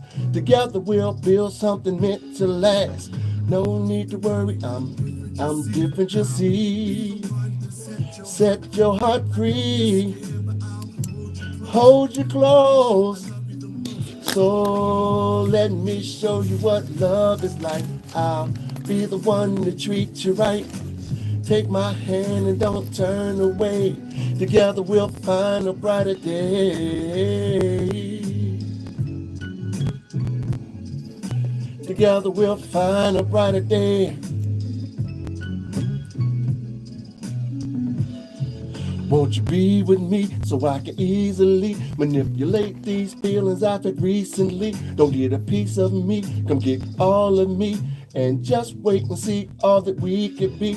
We can both be free of all the misery and leave the pain behind just as a memory. And honestly, in the future we could be something new if you would marry me. We'll live happily, create our destiny like the stars are aligned as it was meant to be. So come run with me as we live effortlessly, and it will be us for eternity. I'm different, you see. Set your heart free. Hold you close. So let me show you what love is like. I'll be the one to treat you right. I take my hand and don't turn away. Together we'll find a brighter day. Together we'll find a brighter day.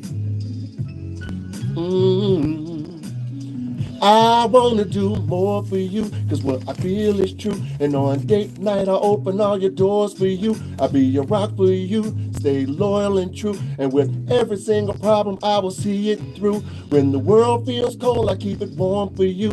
And always know no one compares to you. I give you love that's true, cause it's me and you.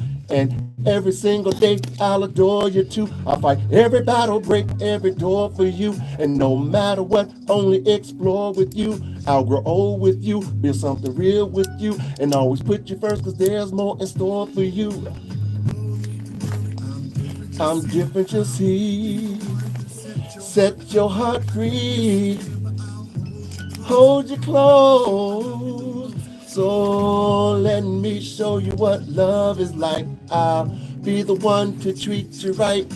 I'll take my hand and don't turn away. Together we'll find a brighter day. Together we'll find a brighter day.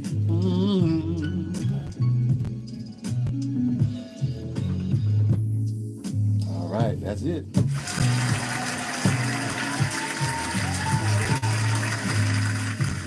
All right, I got two comments right off the bat, brother. I hear the Jaheim. I hear the Jaheim influence, not influence, but I hear how people can compare that to Jaheim. The next comment I was gonna say is I've always been the type of person who, because I deal with a lot, I know a lot of singers and I know a lot of artists. I always ask artists to come and sing live. Because I think anybody, and I don't mean any disrespect to anybody out there listening who I might have said the opposite to them, but anybody that can go into a studio and they could sound great. If I go into the studio, I can make a hit record. You know what I mean? Right. You have an incredible live voice, singing voice. I really enjoyed your live singing voice. Appreciate it. Thank you so much. I really, I could hear your strengths too. Like I could hear everything that you were trying to say. You were very, Articulate. yeah, articulate. You were very convincing. Let me do that. Okay. You were very convincing as far as you being a artist. Is what I mean. Like a lot of people out here nowadays can say that they're an artist, but until you can sit here and get in front of a mic and sing and it sounds professional, I don't consider you an artist. I definitely consider you an artist. Appreciate it. Thanks so much. Thank you. Thank you. That was really great. Wow. Okay. All right. Truthfully speaking, said, "All right, brighty day." So, Yes. so she really was feeling that too. I mean, I really was feeling that, and not even the fact that I really love the song too. That's another one you wrote. Yes. I really love the song. Yeah, you were definitely up there, and you performing tonight. Yes. At House of Soul, I'm so it's karaoke. And but what they're trying to do is any artist that has their own material, they're trying to showcase them. So the DJ, DJ Destiny, shout out to DJ Destiny. She asked me if I would, want to do, be a featured artist, and I said sure. Where is the artist? I don't House of Soul is off Mechanicsville. Okay. Yeah, Right. in the eastern end of Henrico. So it's like right there. Not too far from the crosshairs of Mechanicsville and Laburnum Avenue. Okay. Y'all make sure if y'all wants to hear some good music today that y'all end up going to that, because I can pretty much guarantee it's gonna be a great show. Very talented brother. Let me know how. Let my listeners know how they can get in touch with you. I'm on all social media platforms. I'm on Instagram, which is Michael_twin_Harris. I'm on Facebook, Michael-twin-Harris. I'm on TikTok, so they can find me anywhere. All right. Okay. Thank you once again, Mike, for coming through. I definitely appreciate you, and good luck. Appreciate it. Yes. Accomplishing, man, because I can see big things for you, and I love the fact that you're not. I'm trying to say this without trying to make people trying to think I'm being negative. I love the fact that you're not letting getting a late start in this hold you back. I felt like at this age, it's never too late, and I think it shows my children or anybody that looks up to me that it's never too late to pursue your dreams or to do what it is that you want to do.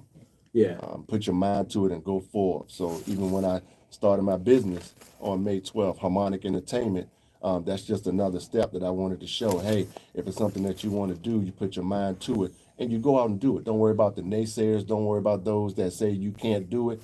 Then at that point is your goal to prove them wrong. Well, I'm glad you said that because I did forget to bring that up. Real quick, tell us about the business, Harmonic. So Harmonic Entertainment, it's almost like I guess you can say it's almost like a record label. Because I want to give independent artists, if I can, a chance to showcase their stuff. Now, not that I'm being, selective, but, I truthfully only want to deal with, R&B singers. And that's just what I want to do. And I want to help people, promote their brand, grow their brand. And like I said, do I know what I'm doing? No. But, hey, we can learn this thing together. And the mistakes that I've made, hopefully I can help somebody else to not make those same mistakes. So if you're an artist, an R&B artist, and you want a shot, this is a good opportunity. Hit up Michael and see. Maybe we should get him Tito number so she can. Don't hurt that man like that. You gonna make him quit. Yeah, but before I leave, I got something for both of y'all. All right. So what I bought is I bought a copy of the whole album, and then I also bought a copy of the single that I put out, which is Brighter Day and Friend Zone. because this is what I was giving out first. So basically, when I go pick up my daughter, my mama gonna be like, "So give me the CD yeah, that he just gave you." Because truthfully speaking, it's my mama. Oh, okay. She gonna be like, "Yeah, go ahead, hand that over here." No problem. No problem. I can see her now. Yeah. Once again, man, thank you for coming through. Y'all make sure y'all check him out on all his social media. I see big things for you, man. Appreciate it. And if I can do a plug real quick, y'all be on the lookout. June 27th, I have another single dropping. It's a summertime. Yeah, I love that date, don't it? Yeah, June 27th is a hot date. I don't know what it is. I just said, okay, it's gonna be the end of June, but it's gonna be another single that I got dropping called "Sip with Me." SIP, sip, and then also it's another song on there called RVA, Come Vibe With Me. So Sip With Me is like a Southern soul feel, where, you out and about, you want somebody, yeah, just come sip with me. Let's make this moment last. Let's raise our glass, but let's not drink it too fast. And then bars. RVA, Come Vibe With Me. That's naming different places in Richmond that I've been to, different establishments that I've been to, Friday night lights, football games. I named a couple schools. Definitely had to name my alma mater. I don't think I named Henrico, so my bad. That's no, fine. I think that's I did. Fine. I don't know. It don't matter. But my senior year, we beat y'all in the Jordan championship. So yeah, that's fine. Yeah, we shut your boy Jared German down. Yeah, so Jared German was a beast. Yeah, though. he was. Yeah. He definitely was a beast. Yes, but he won when he played Henrico in 1990. So, well, 89. Really, but still, I graduated in 90. But yeah.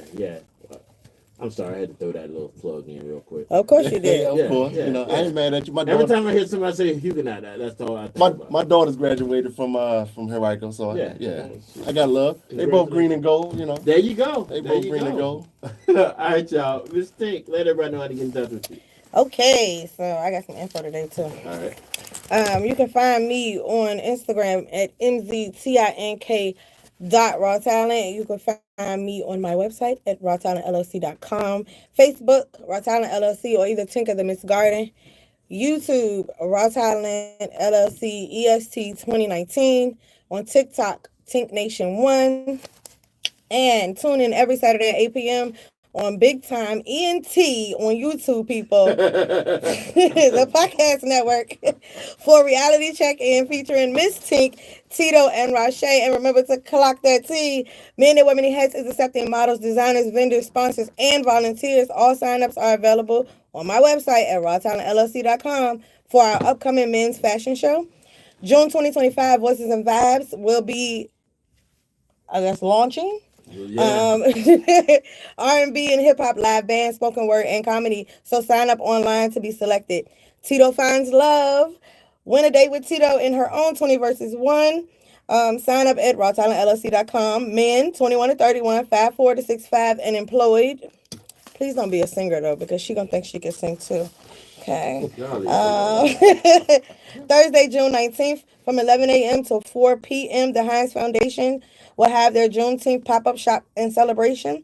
They will have transition trunk scholarships, DJs, and live performances, including Mz Tink, free face painting, free raffles, all black businesses. Visit the Heinz Foundation at www.heinznva.org. Read.